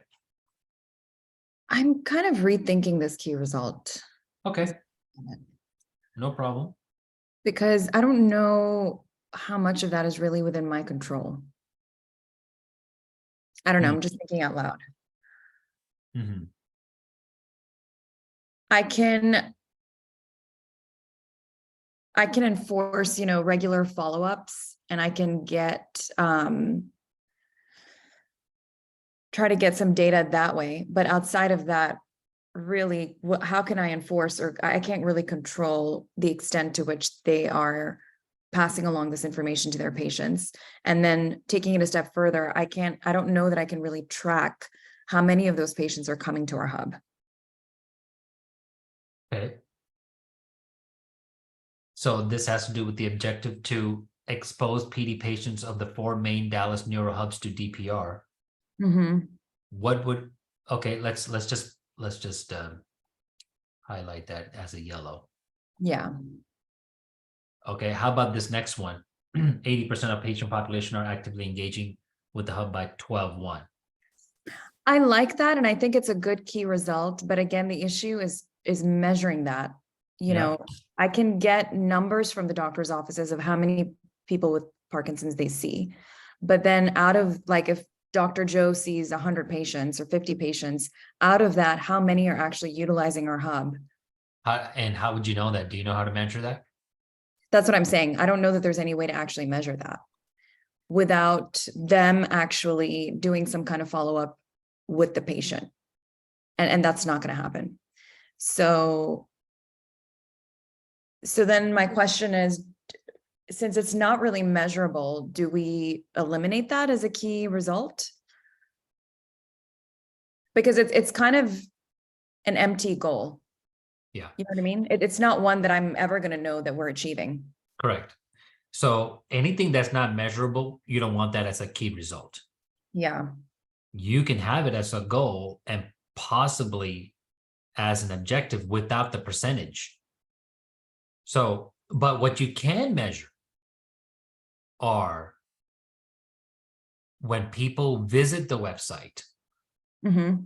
what their behavior is like. So, for Mm-hmm. example, your Google Analytics or whatever analytics that you're using on your website, Mm-hmm.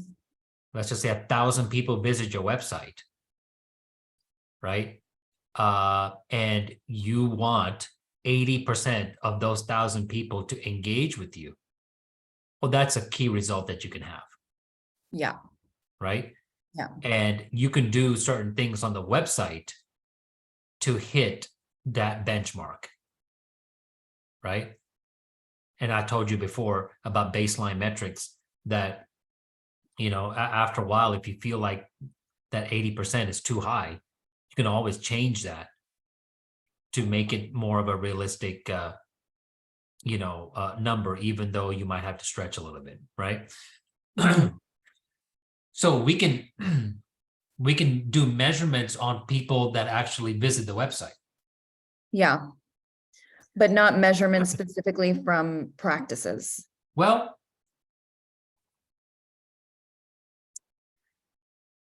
we can measure it in a way that, for example, if you know the number of patients they have, Mm-hmm. right? So let's just say 3 practices. One practice has 100, another one has 200, and another one has 300. So that's what, 3, 4, 5, 600 patients, right? Okay. So now you can look at how many people, actual people, not just views, but actual people have visited your website. And so you could, in some way, measure out of those 600 patient pools, how many of those actually visited your website. But how do we know it's from that 600 patient pool as Yeah, opposed to random or on social media, whatever else it may be? that we won't know for sure. So what you could do is find or establish some type of industry metric when it comes to exposure. That for this many people that we have exposed to, we can expect this many people to visit the website. On You know that, what I'm saying? yeah, I do. And I know we're going a little off topic here, but I have a Yeah. question. Yeah. On that note, when the website opens and you go to the homepage, is it a bad idea to have some kind of a pop-up where they have to submit information on how they found that website before they can actually access the website? And it's very quick. It's just like 2 form fields. And it's something that says, we're in the process of trying to measure how people are finding us. We're glad you're here, something like that. Please select an option below of how you came to this website. And as soon as they hit their checkbox, it goes away and they can actually access the website. Or is that adding, I was hesitant to do that because I didn't want to make it something where it's like, okay, I got to go through extra steps. But what do you think of that? So, okay, typically and this is just on a general sense, Yeah. and I think you feel the same way also, when we go to a website, we got to fill out this form, right? Yeah. To access the website, forget about that, right? Now, we can learn from that and see if we can make a better experience. So for example, let's just say you ask that question and the pop-up comes up, right? As long as it's seamless, it might be okay. Something, I would put it on a testing period, okay? Where you have the checklist, but as soon as they check the choice, it's gone. That Yeah. they don't have to even click the word submit. You see, so the choice, you have choice A, B, and C of doctor's office, billboard, whatever. Okay, let's just say they click on billboard. Right when they click on it, that window should go away. The tricky thing with that is if they click doctor's office, I'm gonna need to know which one. Why? Because that's the only way I can measure, right? Or no? Like, for example, if I'm hitting 50 doctor's offices, Yeah. to know which efforts are successful and like what part of town, Dallas, Fort Worth, I guess getting that Yeah. information, that we're getting too Sure. specific then. Yeah, I do understand where you're coming from as far as that goes, but then you got to balance the information that you would like to get versus the user experience. Right, exactly. And I would tend to lean towards favoring the user experience over that other knowledge Agreed. at this point, until you figure out a way of being able to track that appropriately. Right? Now, you can track it to where if they do engage with you, through the contact us page or whatever, then you can ask that question there.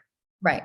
Not only that, if you have a chat feature, like with the chat bot that pops up, okay, that chat bot can ask, how did you find out about us? And what doctor's office, right?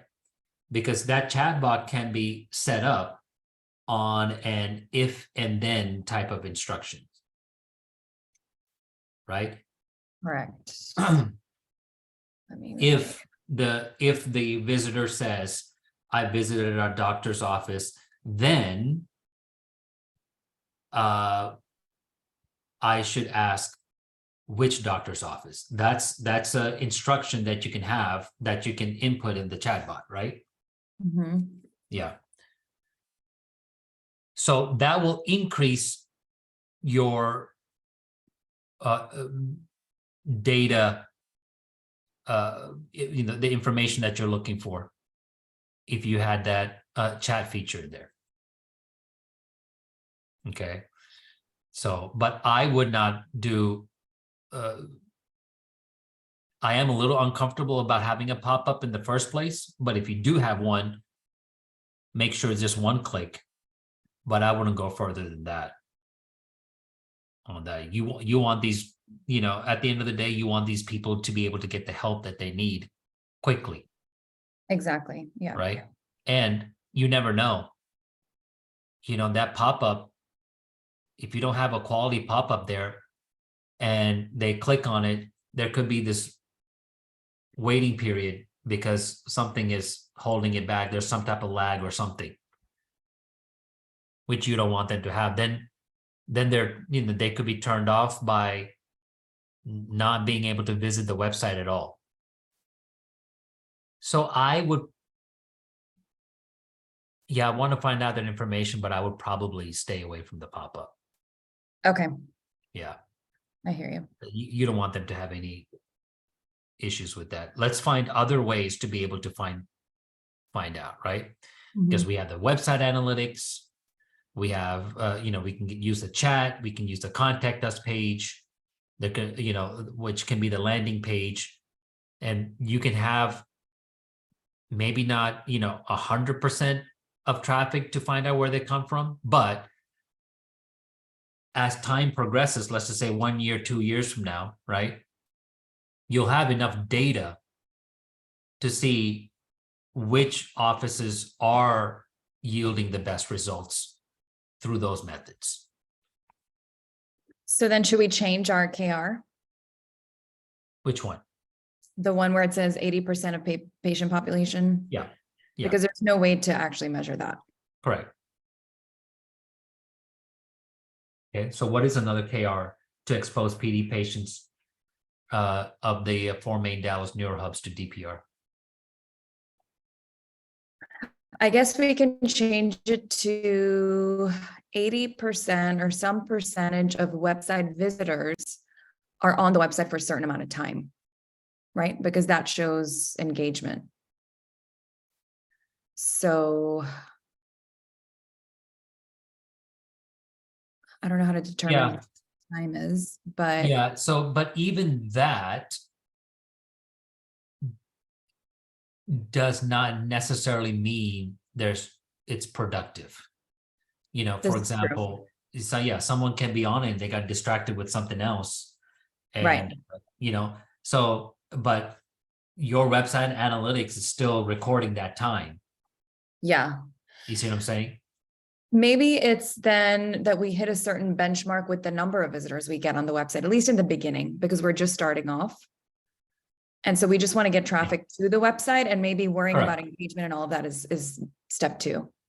Yeah. So maybe we try to come up with a number of how many people we want on the website. So Yeah. we're marketing to, let's just say 1,000 people in 10%. the first 3 weeks or first month or whatever. Oh, okay. What? I don't know what 1,000 people, 1,000 people, maybe anywhere from in the first month, Yeah. 100 would be my top number. I would say probably 50 And out of the 1,000, so 5%. are you saying out of 1,000 random people or 1,000 people with Parkinson's, or 1,000 people affected by Parkinson's? Well, you say you're marketing to these doctors, right? With these patient pools. Yeah, but so for this particular KR, it would be 1,000 people affected by Parkinson's. Affected by Parkinson's, whether they have Parkinson's or not. Yeah, so they either have Parkinson's or they're a caregiver, really is what that means. And that's based on my own mailing list, and my contacts. How many do you have there? About 1,000. 1,000. So does that number of how many we think are going to engage, does that change? Like when you said 50, 100, does that change when we know that the total number of people that we're targeting are all affected by Parkinson's in some way?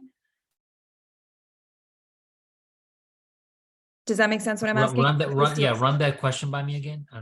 So the 1,000 people that we're targeting, they are all affected by Parkinson's in some way, as opposed to 1,000 random people. And we're hoping that some of them are affected by Parkinson's, are going to go to the website, right? That's not the case. All 1,000 are affected by Parkinson's, and this would be relevant for them. So then does that increase the number of people that we think will actually go to the website when they see it, or when they see a flyer, when they see a brochure? There's some possibility, for that. I'm being conservative. Mm-hmm.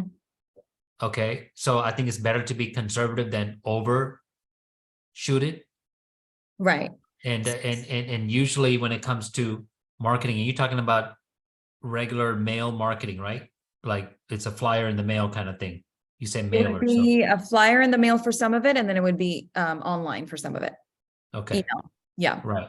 So let's just say for that first flyer that's going out and that first email, right? If you hit 5%, I mean, you're in good hands right there, right? Okay. Because usually it's 1%. Okay. Okay, on a regular mailer is 1%. So I'm putting 5% at this point. Okay. Yeah, and here's the thing: you're going to get more visitors if you are repeating that process several times to the same people. Because sometimes people need to see it 2, 3, 4, 5 times before it clicks in their head, right? Oh, okay. And they start to think, okay, well, I've gotten these, marketing materials several times now. They must be established. I need to start looking into them. You see what I'm saying? You've experienced that too, right? Yeah. Yeah. For example, I get some, like, for example, I'll give you a good example. Macy's, right? They send me emails all the time. 99 out of 100 times, I'm deleting those emails, right? Every day. Now, here's the thing. When I'm interested to buy something, even though I deleted that email, guess what brand name I'm remembering? Macy's. That's right. So whether they opened it or not, Macy's doesn't care, as long as their name was in front of you and they know eventually you're going to do some type of business with them, right? So sometimes it's going to take repetition for that number to increase with that same group of people. You see what I'm saying? Yeah.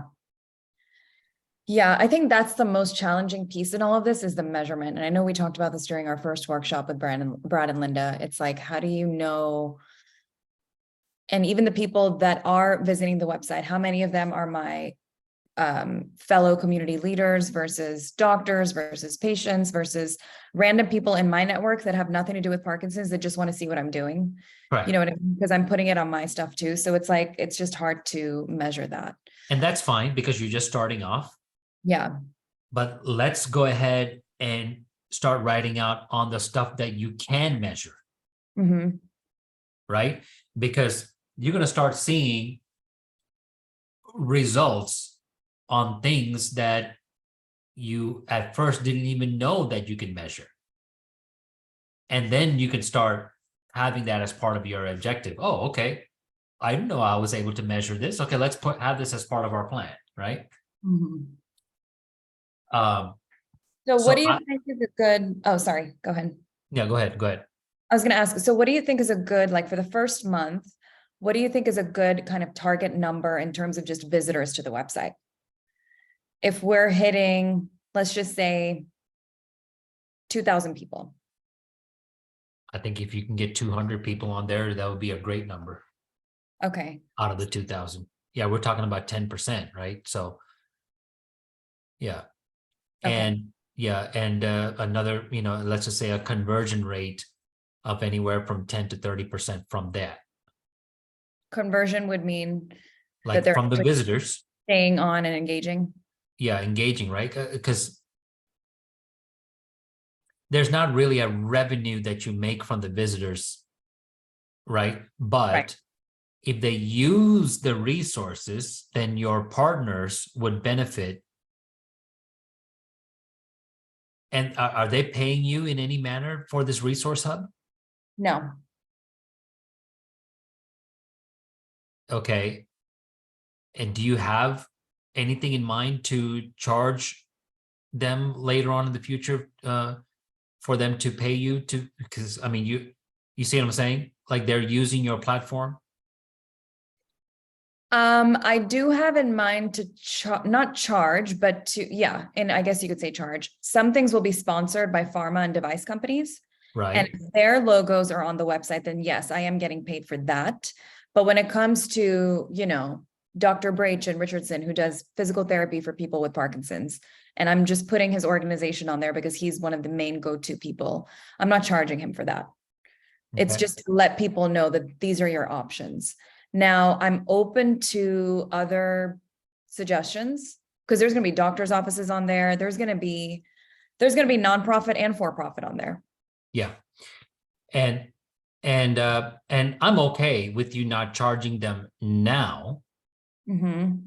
But when they are starting to increase their business because of your hub, right, that's when you become valuable to them, and that's when you can start charging them, right?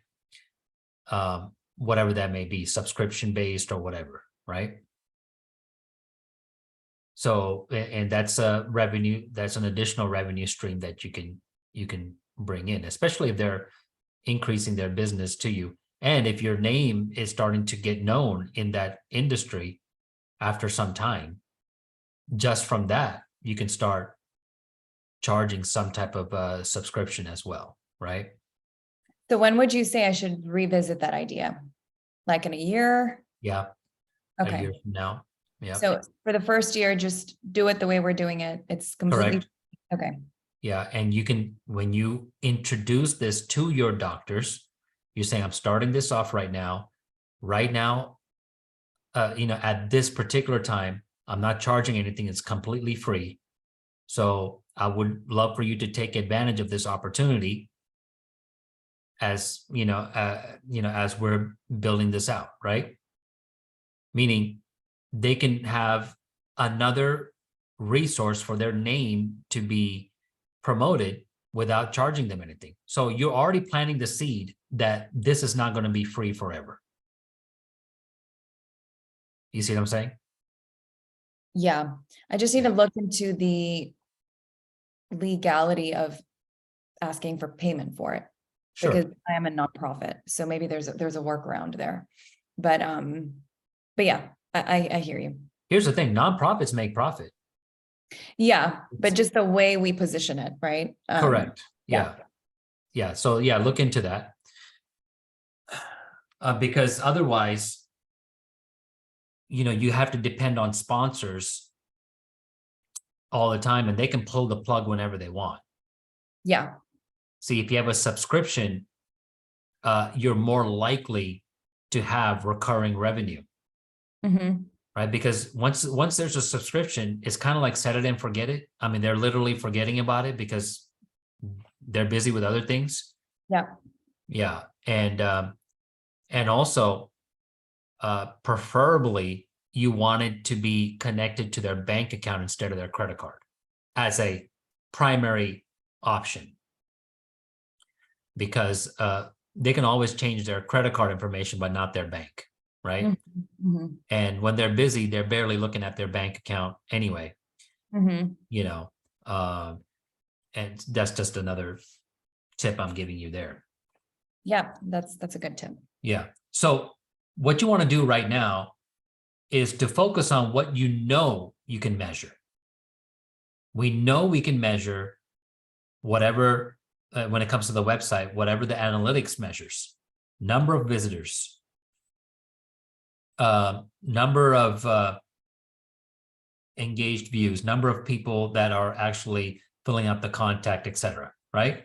I would say the important numbers are the number of visitors versus the number of people that are contacting you, right? Or are clicking on to your sponsors pages, right?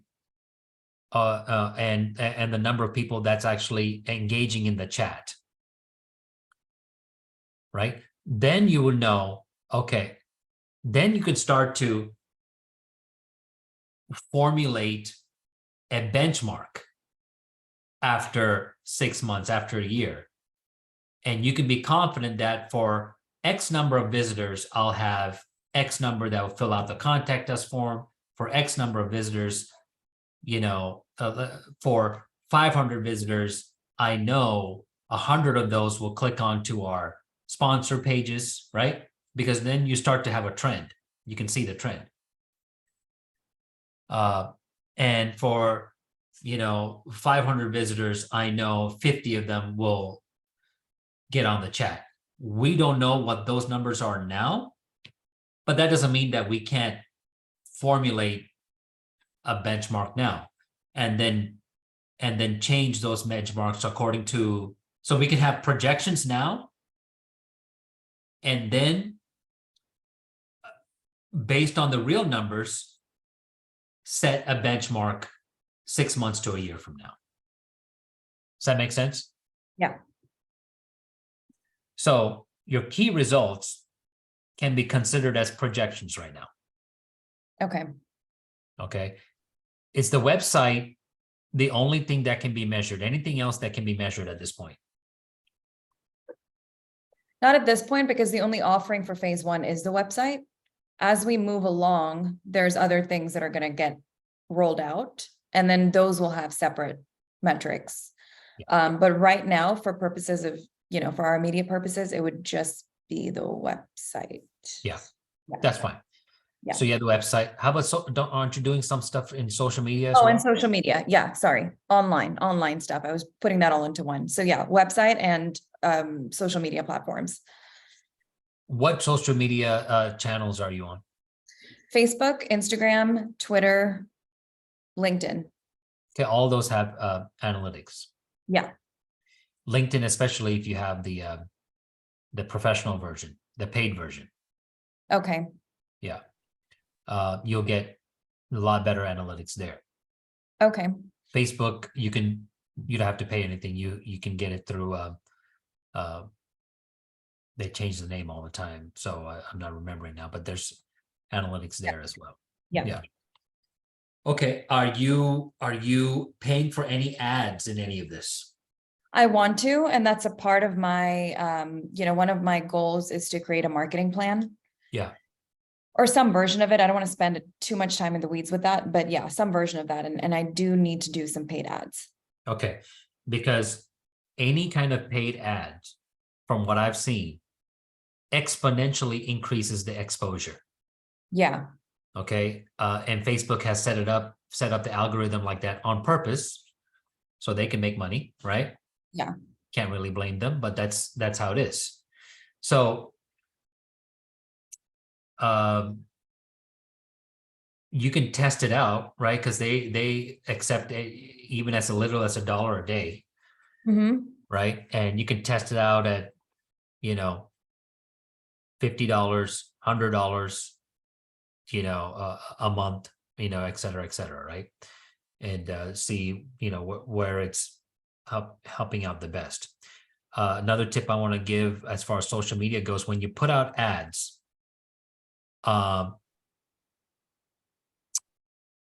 make sure that you have one aspect is to really get to their pain point.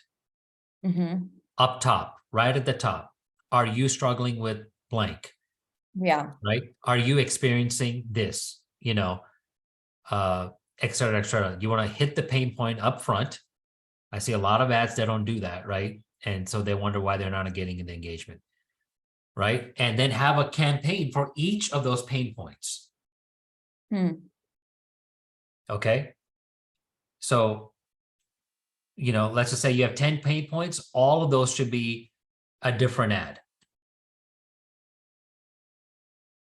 And then you can test and see which one performs the best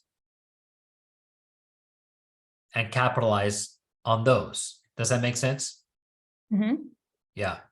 So out of 10, maybe 3 are seriously getting some results. All right, you want to focus on those 3, right? Forget about the next 7, the other 7.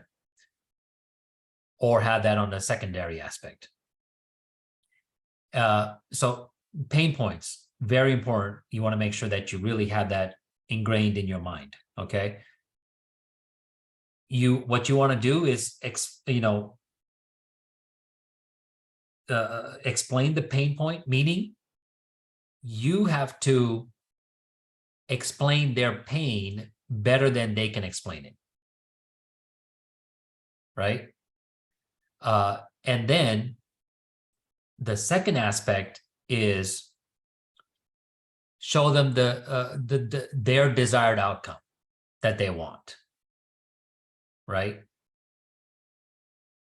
Basically, all you are is a bridge between the hell that they're experiencing and the heaven that they want to be at,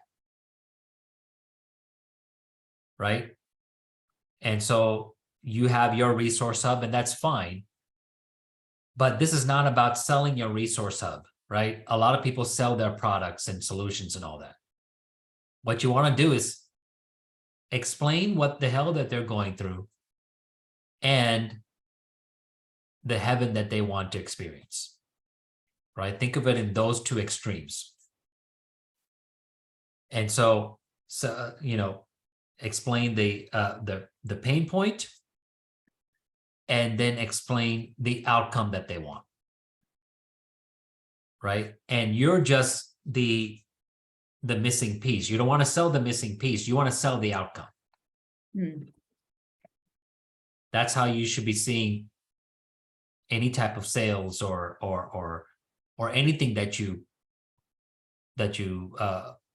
want to persuade other people to do, right? Whether that's getting what is it, the sponsors, right? You want to let them know what they're only going to sponsor you if they see a benefit out of it, right? So you want to sell the benefit that they will get, right? And that, and you're just the conduit to make that happen for them. You see what I'm saying? So explaining the hell that they're going through and the heaven that they want, those are two major keys to be able to persuade people to engage with you. Does that make sense? Yeah, Yeah. for sure. Yeah. Okay. So what can we, let's talk about the website then, right? Okay, so you're saying this is not realistic here, right? Physicians are well versed. Let's scrap that, and then let's change that to something having to do with the website engagement. Well, let me ask you.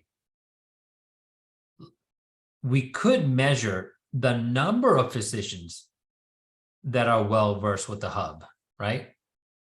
And that would be through what? Workshops, education. How would you get them well versed? Maybe well versed isn't the right term.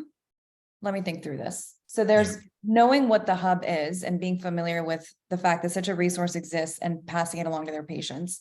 And then there's, separate from that, there's actually understanding how it works.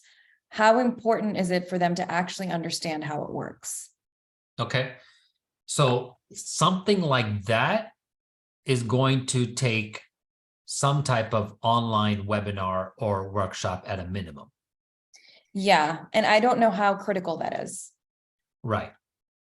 For them to know exactly how it works. I mean, it's pretty self-explanatory once you go to the hub. Okay.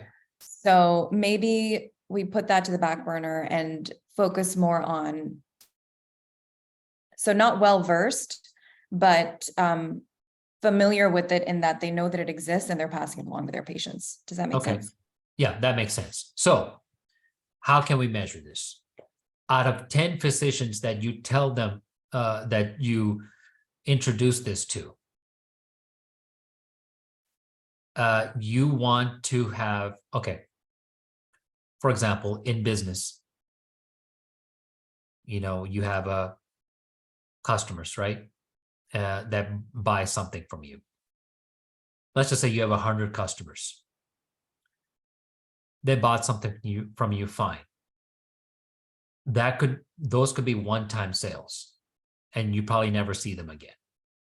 But you want a certain percentage of those 100 customers to be advocates for you. All right? Meaning they are going to be marketing hubs for you. So out of those 100 customers, it could be five people that are advocates for you out of those 100 customers. What do I mean by advocate? They are fans of yours, where to the point of, they feel like they're spreading the gospel, basically, right? That they're saying, man, DFW Resource Hub is the place to go. You got to check it out, right? And out of the 100, people that visit your website, if you can have even 5 people that can do that, that can make a whole big of difference, right, for your organization. Because those 5 people are not just suggesting, they're telling other people, you got to visit DFW Resource Hub. They have everything that you need right there, right? DFW Parkinson's Resource Hub, right? And so you want to create fans and advocates, out of all the people that are visiting your website.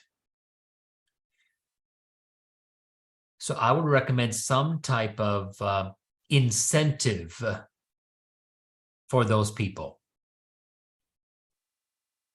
I'm not saying financial incentive, because I don't, that's going to be murky waters when it comes to, nonprofits. Mm-hmm. But, it could be anything, right?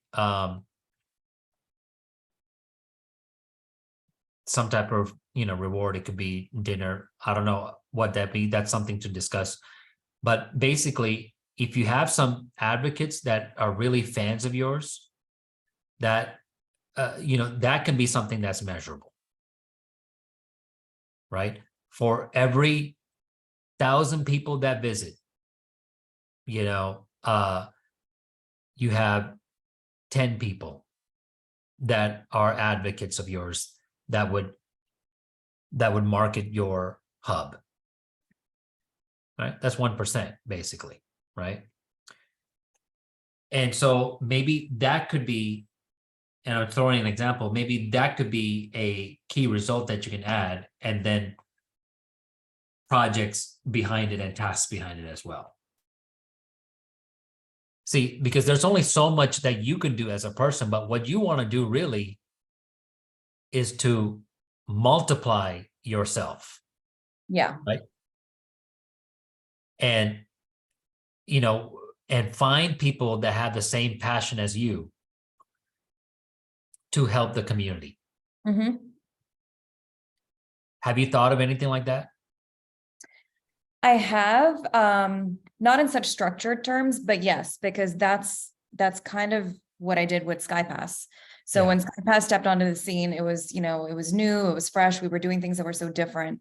And, we generated a lot of support. And so a lot of the people that came to us were from my colleagues that were kind of championing our Yeah. programs. And same with this. I mean, in talking to folks about what I'm trying to do, there are people that are just like, let me know when you're ready to go. I will pass out brochures. I'll pretty much be your unofficial brand rep. So I definitely find people like that. Yeah. Yeah. So you need those brand ambassadors that will, I think, will definitely go towards the goal of bringing maximum exposure to DPR to PD patients in the Dallas area. I like it. Yeah. So I would put that as another objective. The objective would be to create brand ambassadors. Okay. Right? Oh.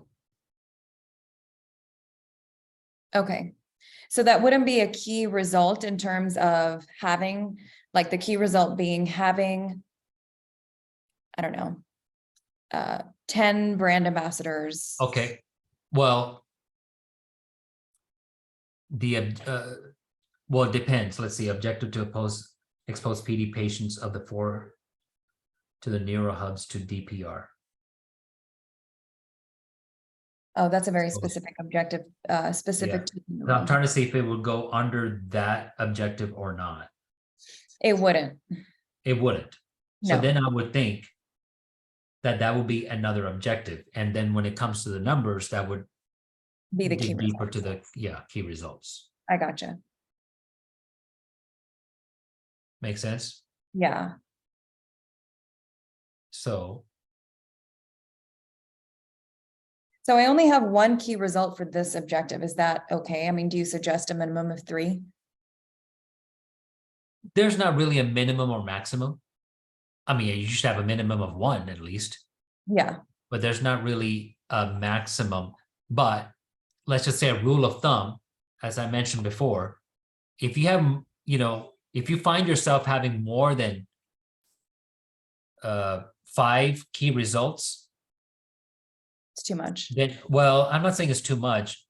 You might be mixing that with tasks. Right. Yeah. So you just want to be careful that, am I really talking about a task here or a key result? Yeah. You see? The result is more the outcome that I want, right? Yeah, the measured outcome. the measured outcome, right? Yeah. So let's see here. So let's have another objective.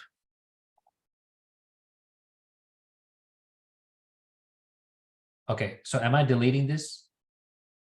Yeah. PR2? Okay. Looks like we'll be pretty much working on this one goal today, which is fine. Mhm. So objective, I'll put this as objective 1 and objective 2,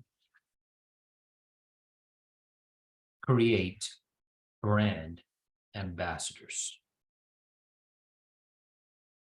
That sound right, right? Yeah, that's good. Yeah, create brand Maybe ambassador. maybe identify, or Identify. Yeah, maybe identify as a part of the task, actually. Yeah, create is fine. yeah. Or create a brand ambassador program.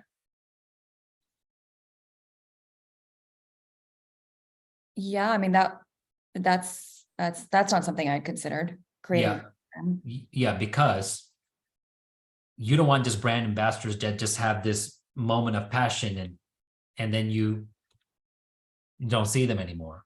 You Yeah. want to keep them engaged, right? Yeah. Yeah. Create brand ambassador program. I like it. Okay. What are you thinking? By the end of the year? Before that? I think by the end of the year is more realistic. Yeah. What, So 12/31? yeah. Yeah. Yeah, that's definitely something that you want, and you're gonna find people that's gonna be passionate for that. All right. So now let's list some key results for that.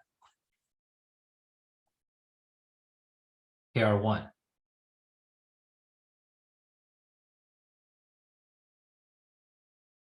You gotta, I mean, you kind of have to create content for that, right? Meaning what the program is all about. Mhm. You know, you gotta maybe first thing is brainstorm, right? Because you weren't even thinking about that before. Mhm. Let's put that brainstorm session, right? So is that a key result or is that a task?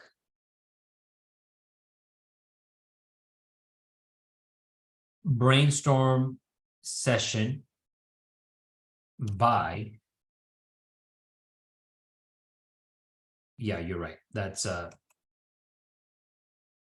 would be more That of would a be a task. Yeah. task. So we want to measure this create brand ambassador program. So you want milestones in this case. All right. So Yeah, I think. yeah, that's right. Now, I mean, I could put this as a key result, but I think I would rather put it as a task. Meaning I could have a measurement to that. Mhm. But yeah, brainstorm is too broad, so that should be a task. Okay, so create a brand ambassador program. That means we have to create some type of content, right?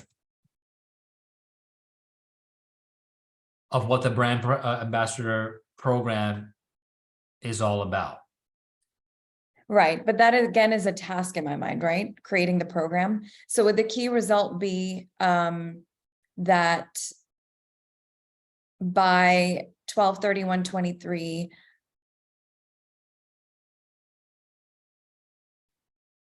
I don't know. I'm getting lost in the technicality of objective versus key result versus task.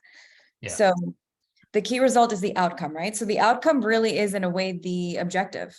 Is the key result is that we have brand ambassadors by 12/31/23.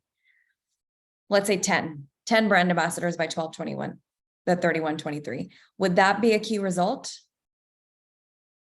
Yes.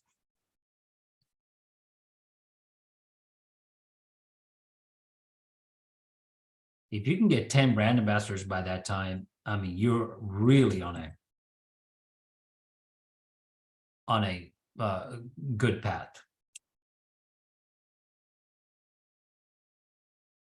Oh, I think I easily can. Yeah. I hope I'm not sounding cocky. But that would mean you need your Program. program to be done earlier. So are we saying by 12/31/23, we want to have a program established?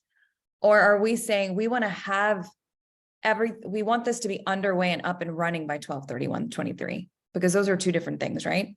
So if it's going to be up and running and fully functional by 12/31/23, then I need to backtrack from there. Yeah, you need to backtrack from there. So let's see, create brand ambassador program by that time. Yeah. So because the 10 brand ambassadors will come after the program is created, right? Yeah. So that's why I was saying, because you need some type of the program consists of content, meaning here's what the program consists of: A, B, C, and D, right? Yeah. So that's So why I would need to, I mean, I can list out all the tasks. And you're right, the content creation is a part of it, research is a part of it. There's another national foundation that has a brand ambassador program, and I know a couple of their brand ambassadors, so I would talk to them. Like, I have the step-by-step in my head. I think where I'm getting stuck is those are all like task-oriented items. And where I'm getting stuck is this key result thing, like trying to come up with a key result that corresponds with that. So, and I feel like that's holding me up a little bit. yeah. Let me spend a couple more minutes on this. So let's see. Objective 1, we got that down to expose PD patients of the 4 to neuro hubs. We got that to project 1, project 2, etc. And to create a brand ambassador program. Really, the objective here is to create brand ambassadors. Yeah. That's what this should be. Create brand ambassadors.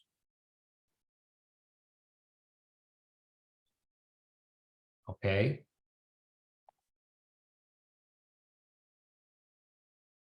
And let's just keep the 1231 for now. Create brand ambassadors. Okay.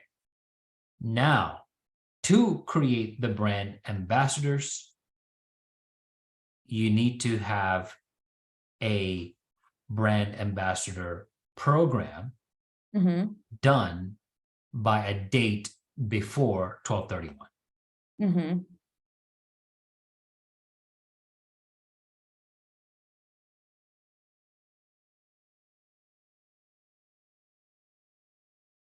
And that would be, we're just creating now. The dates could change, right? But for now, what would you say it would be to finish that program? I think if we're trying to do this by 12/31, I think it would need to be like 10/1. Wouldn't you say? So I have a couple months. And that being the case, I think we need to push everything back. Yeah, right. Yeah, right now we're just throwing out dates, and we can push other things back or forward, right? Yeah, I was gonna say that that's putting too much on my plate by 10/1. Yeah. So Correct. But let's just go through the exercise. and then we'll adjust. We can always adjust the dates and all that later, right? Okay. I put objective 2, create 10 brand ambassadors by 12/31, right? What you said before, I switched the key result to the objective. That's what it should be. Right? Then we need to create the brand ambassador program. Now, to create the brand ambassador program, well, that might take a couple of projects, right? So the project itself is not creating the brand ambassador program? Well, the program, itself is the major, kind of like a major result, but then what are the action items that go within that will be as big as a project to create that brand ambassador program. Okay. So the one project I would think would be to create the content. Yeah. I'm going to say before that, actually research. Yeah. And the tasks so we need a date, right? Yeah, preferably, but Research completed we can by, just throw dates on there. It doesn't matter at this let's point. say 9/1. Yeah. Okay, and then the task one for the research. Talk to DPF ambassadors, that's Davis Finney Foundation. Or just, you can just say talk to DPF, actually. Yeah.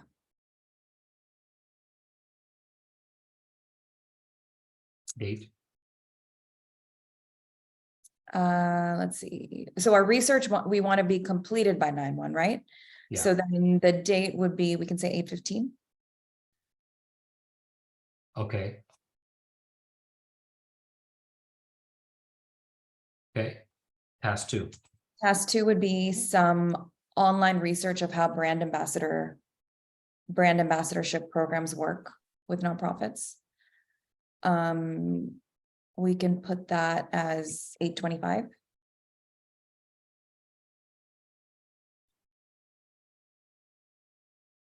Oops. Okay. Task three would be collecting and consolidating all the results from the research. And that we can do as 9/1.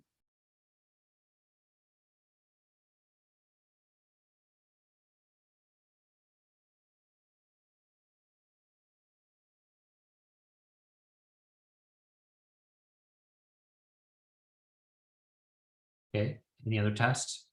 I don't think so.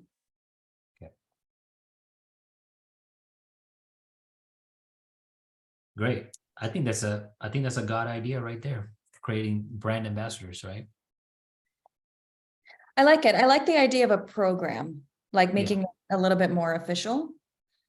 I can even see something on the website, like join our brand ambassador program or something, Yep, exactly. Yeah, I like it. And there should be, some kind of perks, some benefit there for those brand ambassadors, right? Community, et cetera, et cetera. All right, so we have one goal, two objectives. Okay, we have one key result for the objective of create 10 brand ambassadors and creating the brand ambassador program. Any other key results needed for creating 10 brand ambassadors? I mean, this is not a key result, I don't think, but I have to identify who the brand ambassadors are going to be. That would be. That would be more of like a task, right? No, well, let's see. Let's see how it pans out. Okay. Identify key ambassadors. Okay. Let's put dates on it a little bit later. All right. So how would you go about doing that? That's really just going through my contacts and reaching out to people. And responding to people that have already shown interest in that. Yeah.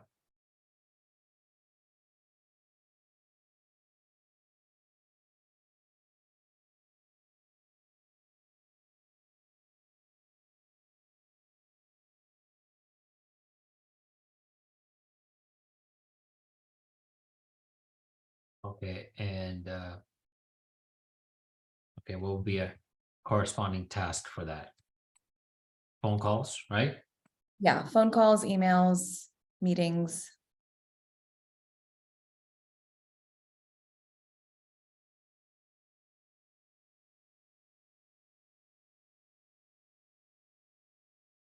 You could have no, I was going to say webinar or something, but that would actually be a project. Yeah. Yeah. Okay. Does this look right to you?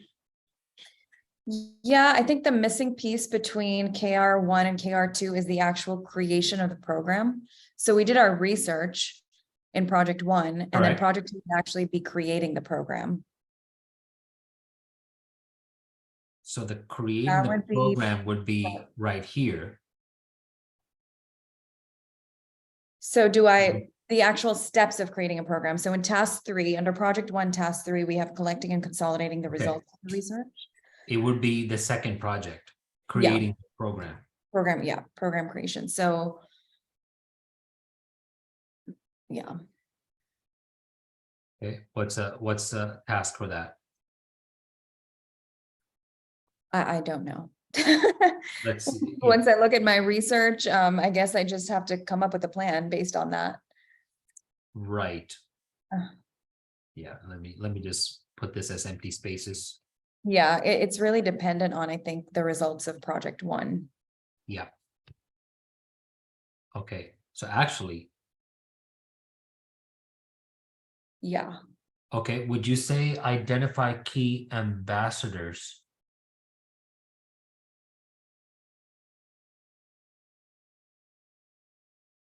Okay, yeah, I mean, yeah, you can work with this. That's fine. yeah, I think that's good. Yeah, Because it's the research, the program creation, and then once Yeah. that's done, identifying the people to onboard. right. Yeah, Okay, and really, we're just on our first goal. You see how elaborate yeah. you This is can. very time consuming. Oh, it is, but it's well worth it, right? It is, because once you've got it mapped out, it's just boom, Yeah. boom, boom. Yeah. Well, and also it's time consuming right now. Mm-hmm. When work through this again and again, and then your second and third goal are going to be much faster, Mm-hmm. Mm-hmm. right? We're just priming the pump right now, our mental pump right now. Yeah. So don't let the time consumption, disengage yourself or discourage you in any manner. Mm-hmm. You see what I'm saying? Like with anything, at first, it's time consuming, right? It's time consuming at first on learning how to drive. It's time consuming on how, starting a business. It's time consuming to start anything new, learning a new language. Treat this the same. And then afterwards, you'll start to, write this out even faster. For example, project 1, task 1, 1 through 5. Okay, that took some time, but when we got to project 2, we were able to get to these a lot faster than the Mm-hmm. first time around. Mhm. So that's how it is. All right. And so this is just for the first goal. We haven't even touched the second and third goal, really. But Mhm. I'm getting you prepared on how to really map out your goals and objectives, from here on. All right. Mhm. Mhm.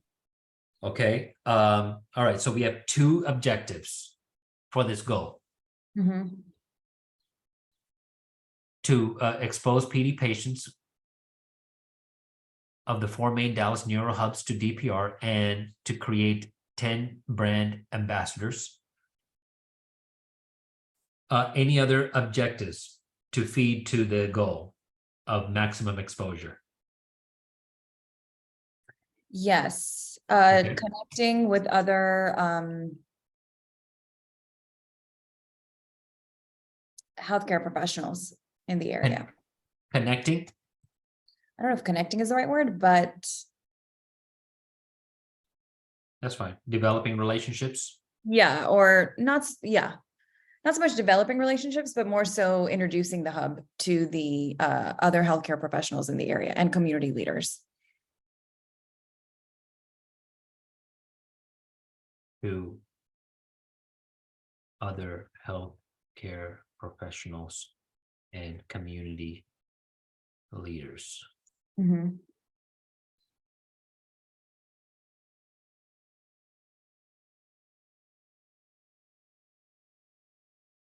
And what you want to do, right now it looks like a bunch of text. So you probably want to space this out, maybe color coded, etc. Sure. Let Yeah. me, yeah, and I think I have a template somewhere that I can send you, where you Okay. can just kind of plug all of this stuff in. Okay. But anyway, objective 3, introducing the hub to other healthcare professionals. You mean other than doctors, right? Mhm. And community leaders. Okay. You have a key result that you want to get out of that? The key result, again, I keep tripping up on this key result.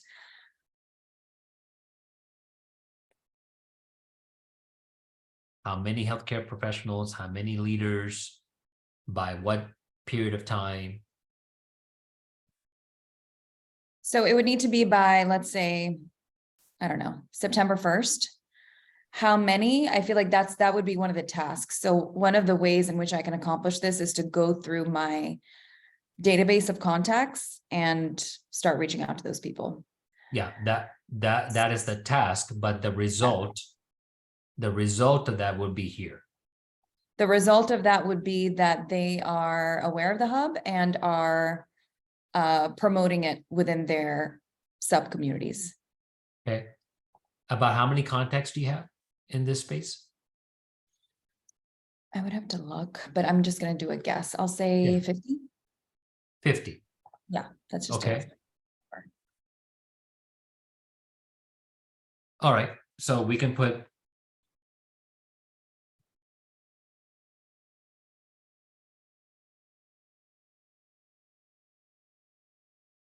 because you're going to talk to every one of them, right? At this point. So 50 total of the health professionals and the community leaders, right? Yeah, that number may need to be tweaked, but yeah, approximate. That I have personal relationships with. Yeah. Okay. The project 1 would be what, phone calls? I think project 1 would be, yeah, I guess you could say phone calls, and then I just have to identify who those people are. So my approach with these 50 is going to be different than randomly trying to network with people that I don't know, because there's health professionals that I don't know. So these are specifically ones that I already have relationships with. So it's just a matter of going through the list, identifying them, and then, yeah, calling them, emailing, meeting with them. Right.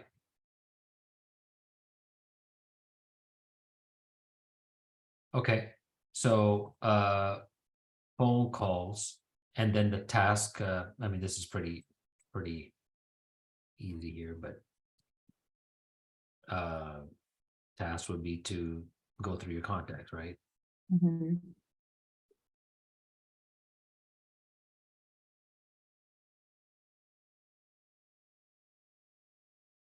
All right. So that's that. And then project 2 would, will probably be what, email, right? Yeah.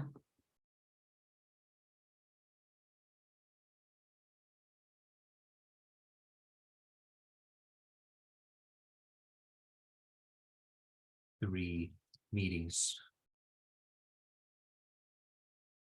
And feel free to change this, but I'm just kind of Yeah. introducing yeah. All right, so there's 3 objectives here. I think that's pretty healthy so far with meeting this one goal, right?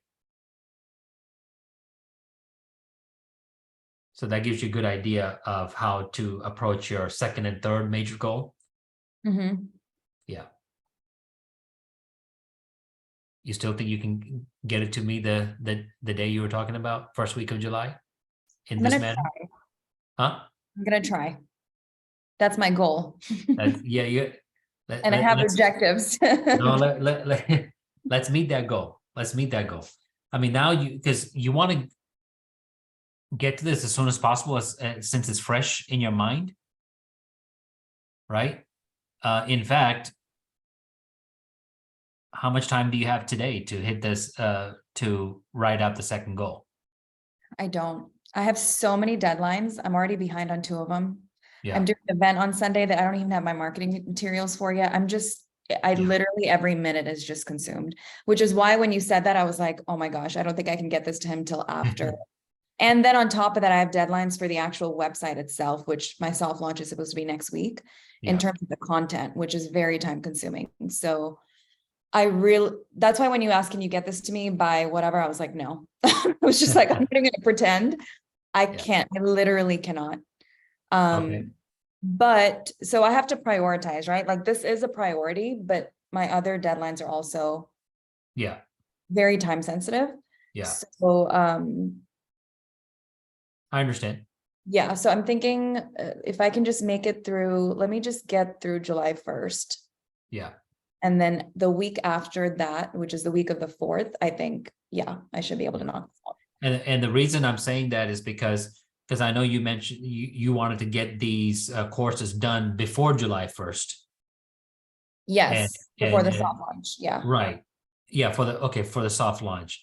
And so I was just in the frame of mind that okay, I was just thinking that translates to you wanting to get this done for all your goals by that time as well.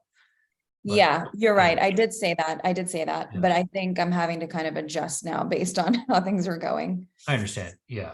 Yeah. But I do really think that by your you have your soft launch and your hard launch, right? That by the time your hard launch comes around, that you should have these three goals mapped out like this. Yes. Yeah. So hard launch is July 15th. Yeah. So yeah. So that would be before that. And I have to because one of them is the marketing and the other one is the funding, right? And so that's already in my head. I was like, I need to get to that as soon as my content stuff is done. That is the next step. So Okay. yeah. So So definitely. so what do you think about getting that to me by July 10th? Yeah. Yeah. Can you put that on your calendar and Yes. and put some reminders because this is going to give you just a lot clearer path when you launch for you and for the board, right? Because this is something that you want to turn into the board as well, right? So they can and ask them for accountability, with you, and and whatever that you can delegate. To whom? Can I clone myself? Anyone that can, yeah, if you can clone yourself, that would be fantastic, right? I know. But what I'm saying is like, let's just say uh, any task that anyone can help you with, you need it. Yeah. You need it, right? People that are the most successful, I'm talking about the Jeff Bezos, the Elon Musks, and all that. The number one reason is because they know how to delegate. Because everyone has only 24 hours. But if you have 24 hours, but if you have delegated to someone else, well, then you've created 48 hours for yourself. Yeah. You see what I'm saying? So think of, like if you had 10 people that can help you in anything, I mean, you literally just created 240 hours a day. You see what I'm saying? And so keep that in mind. Delegation is going to be definitely a success key for you, right? And because for one person to even take on this one goal can be daunting, right? Especially if you read through this, but at the end of the day, these are just some minor tasks. It's not really a problem. But then, you know, uh, uh, uh, when you work on one goal, that means you're kind of sacrificing on goal 2 and 3 also, right? Mhm. So any kind of delegation is going to be key, and especially if you have these, brand ambassadors, they can be a lot of help to you because they're passionate like you are, right?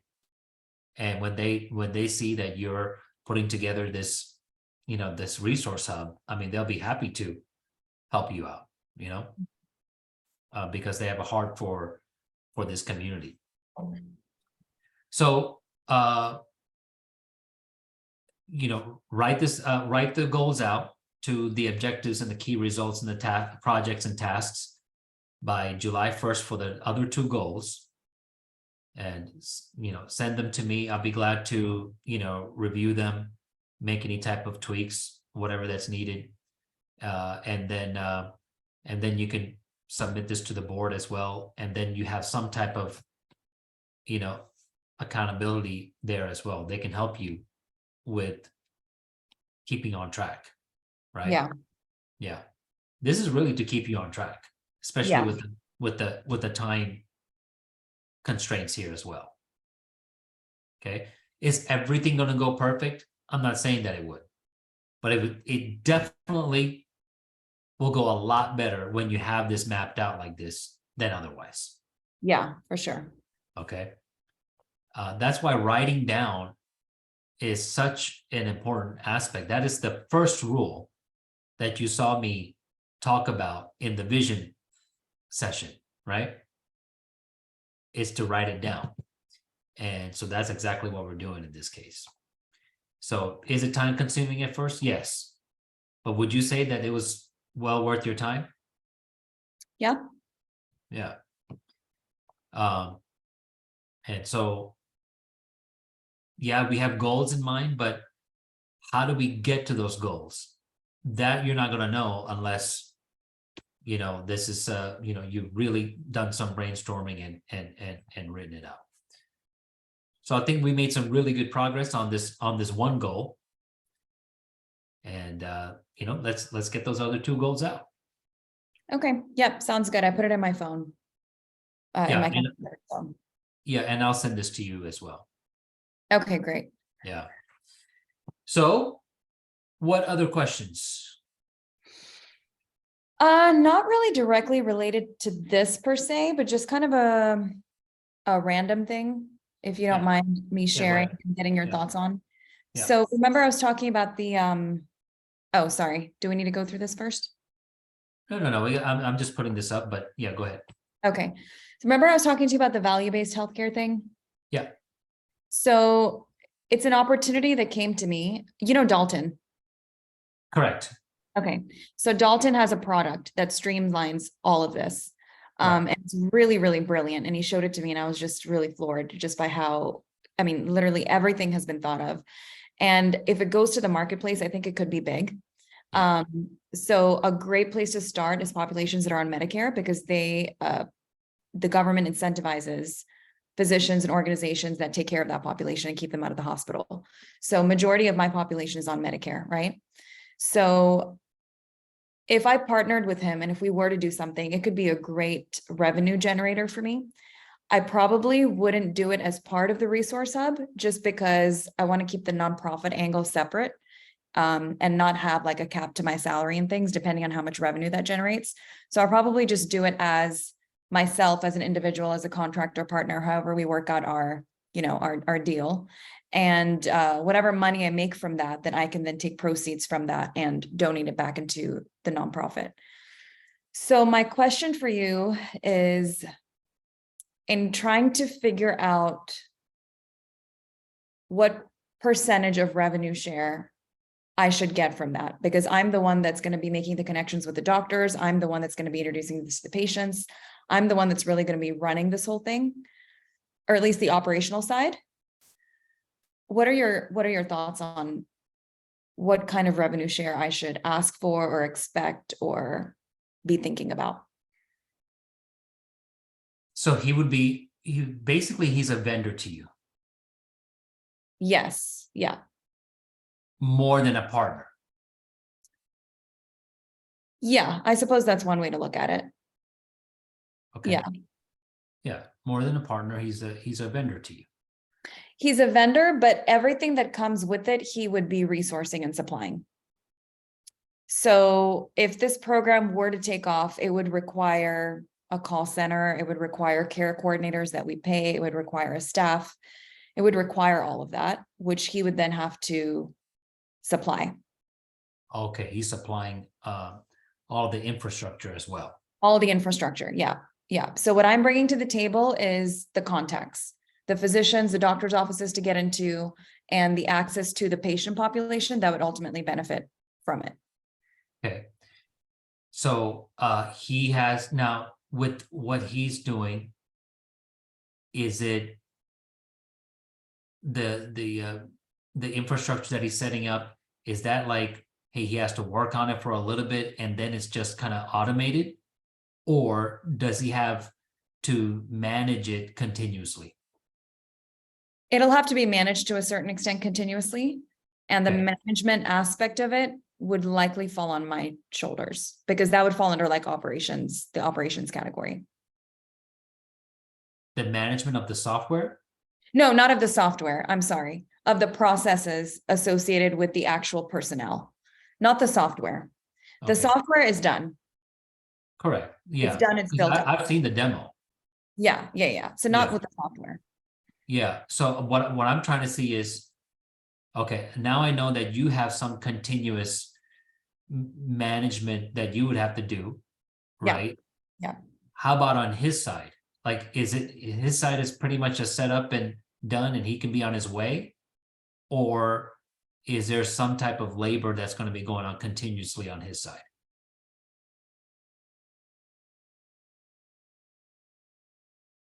It's not where he's set up and he's done and he's on his way in terms of, I mean, I guess the way to look at it is he's the foundation Yeah. and he's the foundation and I'm like the house on top of the foundation and I'm Right. running the house. So is he going to be involved in the running of the house? To a certain extent, maybe, because there's going to be a learning curve with this and he's going to have to be involved in the beginning. I don't know if I'm answering your question. Okay. So for example, let's just say, look at the structure of a house, right? Mhm. You have the foundation as part of the house, but then you have the rest of the house. I would say that the house would make up 85 to 90%, and the foundation is 10%. Mhm. If you're going about it that way, right? And if you're doing all the maintenance and management, and he's just, just set up and, pretty much on autopilot after that, I would say that you should get the majority share. You see what I'm saying? I don't think it should be anything less than a 50-50. I don't think you should get any, a minority share at all, right? In what I'm hearing right now. I think if anything, if it's not 50-50, you should be getting some type of majority share on that. That's my take on it from what you're explaining to me. Okay. Yeah. And what if I wasn't running the operations and I was just making the introductions to the doctors and giving him access to the patient population? So in other words, there wouldn't be anyone to serve with this program if it wasn't for my contacts. And that's it. It ends there. I'm not doing anything operationally. So in that case, I see you as an advocate for his business. Mm-hmm. You see what I'm saying? Mm-hmm. And because all you're doing is you're kind of being his fan, his advocate for his product to your contacts. And in that case, I would see him with the majority share and with you as a minority share. Right? It would be something like an 80-20. Okay. You see what I'm saying? Mm-hmm. But if you're taking on the management of it, then that flips the compensation model in my mind. Right. Yeah. So Okay. the management is where the biggest value is, right? The maintenance and the management. And so who's going to be doing that piece? That entity or that person should get the biggest chunk out of it all. And we're having that conversation right now when it comes to, developing relationships in the real estate field. Mhm. Right? We were talking about, well, management, if we're involved in management, then we're entitled to a much larger piece of the pie, Mhm. majority. But if we're not, then it's going to be the other way around. And they would even have the upper hand, in fact. So Mhm. whoever does the management would have the upper hand and the pay as well. So Okay. now it's up to you to decide if it's worth it for you or not. Right? So is that part of your vision? When it of what we talked about? Or is it something like that you can make some additional revenue out of? How do you see that? Is it a part of DPR's mission? Yeah, is that a part of DPR's vision at the end of the day? Or Yes. just yeah. Yes and no. I mean, it helps bring an additional much needed service to the Parkinson's community. So in that sense, it goes hand in hand with what I'm doing at DPR. DPR's vision specifically is to be the leading resource hub. Does this directly feed into that? Not necessarily. If I were doing it as a part of DPR's offering, then yes. Like if this was a DPR program, then yes, it would. I'm leaning away from that, and I've been advised to lean away from that and keep it separate, which is what my thought is. So in that sense, it's not really directly feeding into the vision, but it's overall feeding into my personal mission of just helping the Parkinson's community as much as possible, because it's giving them something that they really need that they don't have right now. So Okay, it's not a random, you know what I mean? It kind of goes hand in hand with everything, but at the same time, yes, it is a very good opportunity to generate some good revenue and potentially create that cash flow that we talked about for the nonprofit. okay, let's put the cash flow opportunity to the side, right? Mhm. If you get involved with the management of this, is it going to take away from what you really want to do with this nonprofit? Potentially a little bit in the beginning. My bandwidth is going to be challenged. And that is a conversation I had with them, because in the beginning, it's going to be a lot. Yeah. It is. But the question I have to ask myself is it, number one, is it doable? And number two, is it worth it? Because once we make it through those growing pains, the potential is so high.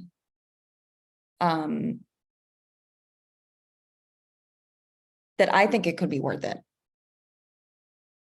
Financially. Yeah. Okay. And it But would allow me to do everything that I want to do with DPR.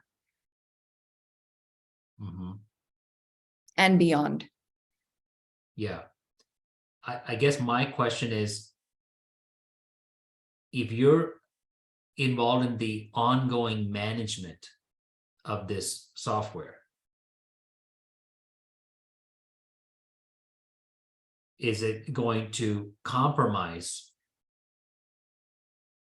what you know that you're supposed to do with this? That's why I'm trying to put the money aspect to the side, because the money aspect can really be a strong pull, right? Yeah. Okay. Is it going to compromise?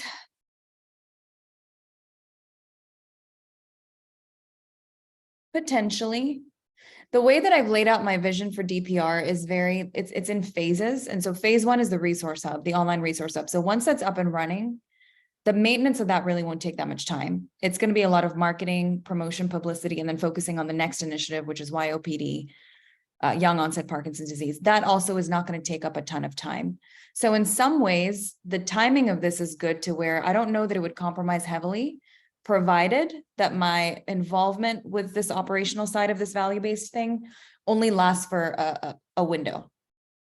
Okay. And based on what he told me, that kind of full-time investment into it is only really going to be for a certain period of time. Okay. And then once you have it implemented, and you want more patients to be involved with the software, is that not going to take up time?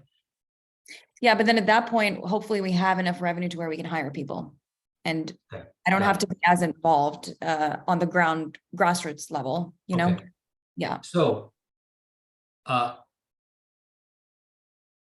based on what I know about what you want to do with this nonprofit and your vision, I would say I'm okay with it as long as it's temporary.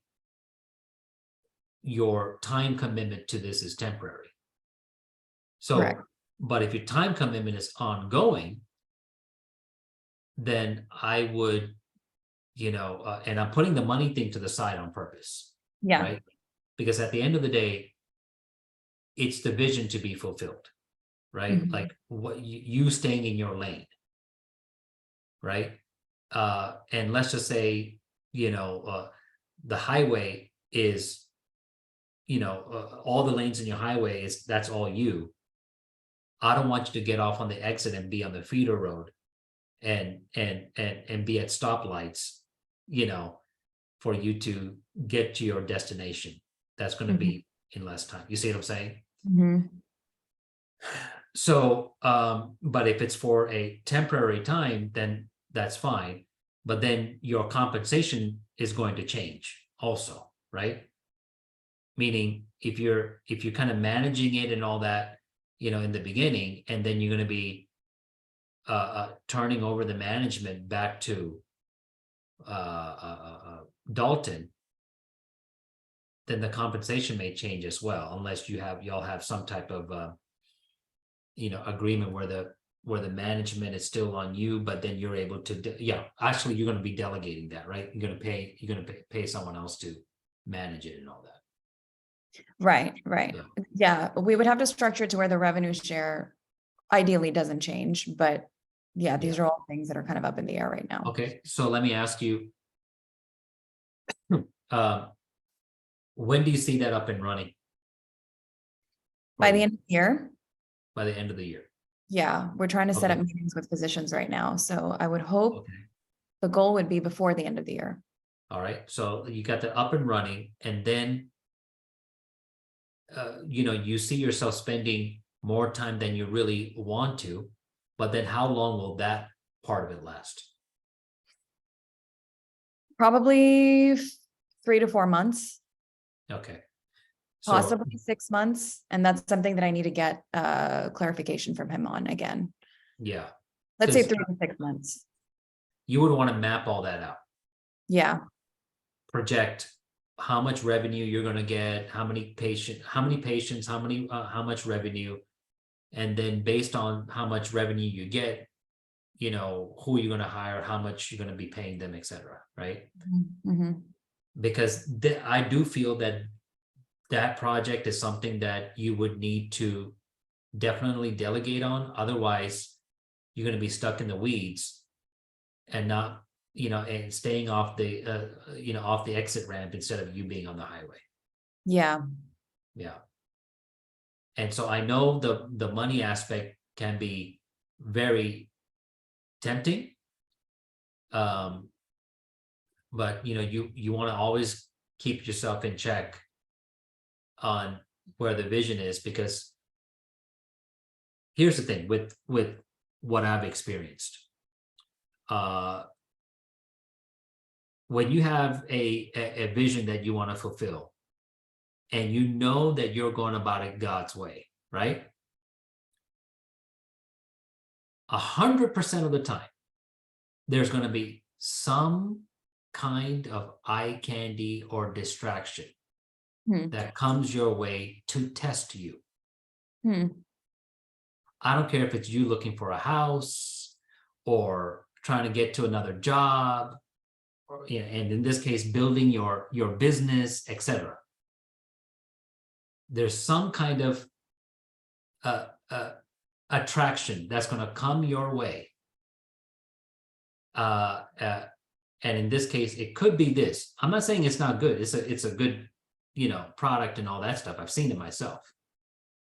But I come across this 100% of the time, Shelley. Come Like across what 100% of the time. meaning there's, someone has a vision and they want to build something, right? But then something like this comes across that they know they're gonna, it's gonna cause some compromise, but the results seem so sweet in this case, the money aspect of it, right? Okay, so that's why I'm giving you this type of feedback, because I just want to make sure that this is not a distraction to where you come across so much money that I mean, and getting money is really good, don't get me wrong, right? But is it going to cause you to veer off the highway that you're supposed to be on, right? Because a lot of times, and if you remember in that first session, I talked about distractions, right? A lot of times the distractions, you're doing good things. Yeah. Right? You're doing, good things, but then, if you're not able to fulfill your vision, on down the line, then what's the point, right? So if you're able to really be cognizant of that and be and have a solid plan set up where I'm only going to be involved this long, and no matter what, I'm going to delegate this to someone else. All right. And you're solid on that. That's when I would be like, okay, that's cool. Right. Because I want to make sure that you are, focused on the bigger vision of your nonprofit, because I'm thinking that this particular software that he's introducing, this is probably going to be your number one revenue generator. And usually the number one revenue generator is the thing that almost 100% of people focus on and kind of lose sight of what they were really in it for. Okay. So that's why the Bible talks about mammon, right? Because God knows where people's heart are attracted to. Most of the time it's money, right? And so we have to constantly, check ourselves, for that. I'm talking about people that are very genuine, right? This can happen to anyone, right? To the best of people. So all I'm doing is kind of preparing you, for that, because, I don't know if this is a distraction or not. It could be, I'm not sure. But every time that I know that, people have a vision to fulfill, including myself, there's always been a distraction that came up, and it looks so good that, man, I want to spend some time on this and etc. And years go down the line, and then all of a sudden I was like, oh, where am I? You see what I'm saying? So just be cognizant of that. You see what I'm saying? As we go along. I'm not saying don't go for it. I just want to make sure that you're spending time on what that you're supposed to be spending time on. And when you have your number one revenue generator affected in any manner, most likely you're going to find yourself involved in that more than anything else. Right? So that's why I want to make sure that this opportunity is delegated to someone else at the right time. So that is capable, so you don't have to worry about it, right? And you're just, worried about getting these goals and your vision to be fulfilled. Yeah. You see what I'm saying? Yeah. So, but I'm not saying don't go for it. I think you should, but you should go about it to where you've invested your initial time, and then right when that time comes up, let's just, you put a hard date on it, right? Right when June 1st of next year comes back around, you have someone else in place to take over. Right? Yeah, Because you, I hear you, and your point is well taken, and I think, yeah, you're absolutely right. I feel like maybe a happy medium would be to just do something where I'm not involved in the operations yeah, and still use that as a revenue generator. yeah, But through me bringing him, so it's kind of like a commission, I guess, if you want to look at it that way. Right? Because I'm bringing the audience to you. Mhm. And I'm making the connections. So let me get a piece of the revenue based on that, and it right, ends. yeah. Is that So what you would advise? yeah, so if he's doing the management, I see more of a 80 for him and 20% of you, for you. But if you're doing the management aspect of it, then that model flips. Right. Yeah. So it's whoever's doing the most work for the most time. Yeah. Yeah. Yeah. So so that's a decision that you want to make. I'm just asking, you know, I just want to make sure that I do my part in telling you that you're not compromising on what you want to do for this organization Mm-hmm.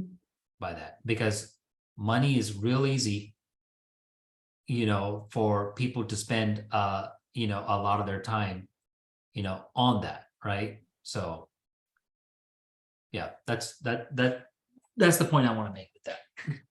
I got you. Thank Yeah. you. I appreciate that feedback. Yeah, yeah, no problem. But and thanks for asking me and asking for my, you know, opinion on that. So Yeah, keep that between us. yeah, I'm not really sharing that with a lot of people. So yeah, yeah, yeah, no problem. Where's my oh, here it is. Okay, so let me just finish off with the takeaways here. Where's my PowerPoint? There we go.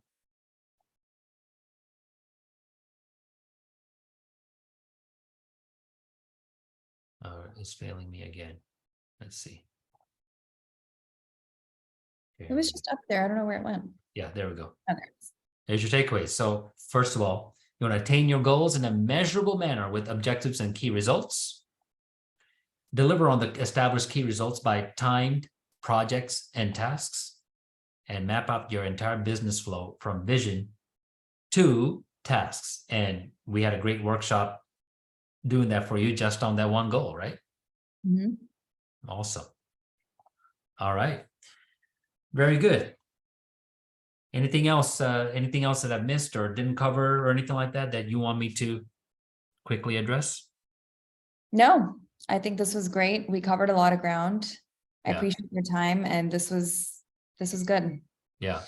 So really the next step, of course, is to write out everything when it comes to your other goals. Yeah. And then once that is done, you want to have processes set up. Right. And so this way everybody knows their roles in whatever projects that they're in. Right. Mm-hmm. And so process process is going to be really important for you. You don't want anyone to come and say, hey, you know, we don't have a process for this. I think you kind of experienced that in the previous job that you're in, right? It was just kind of Yeah. like throw it at you. Oh, okay, we don't have anything else. Just figure it out. Right. Well, I came up with my own processes. So, Yeah, but yeah, yeah, I don't want to put anyone that's working for me or with me in that position. correct. Yeah. Yeah, from your experience. So, all right. Well, very good. Well, that was the third training that we had talked about. Of course, you know, we can definitely, you know, keep in touch and you know, we talked about you know, just meeting probably on a once or twice a month basis so we can, you know, set up the dates for August pretty soon. Okay. Yeah. Okay, yeah. There's not any other questions. You know how to reach me. If you have any other questions, you can text me or email me, no problem. Call. Okay. Yeah. Okay. Thank you, Matt. I appreciate you. Yeah. Appreciate you And as well. yeah, I'll be in touch soon. I'll keep you All right. updated with my progress. Yeah, that'd be awesome. Okay. All All right. right. Take. All right. Okay. Take care. Bye-bye.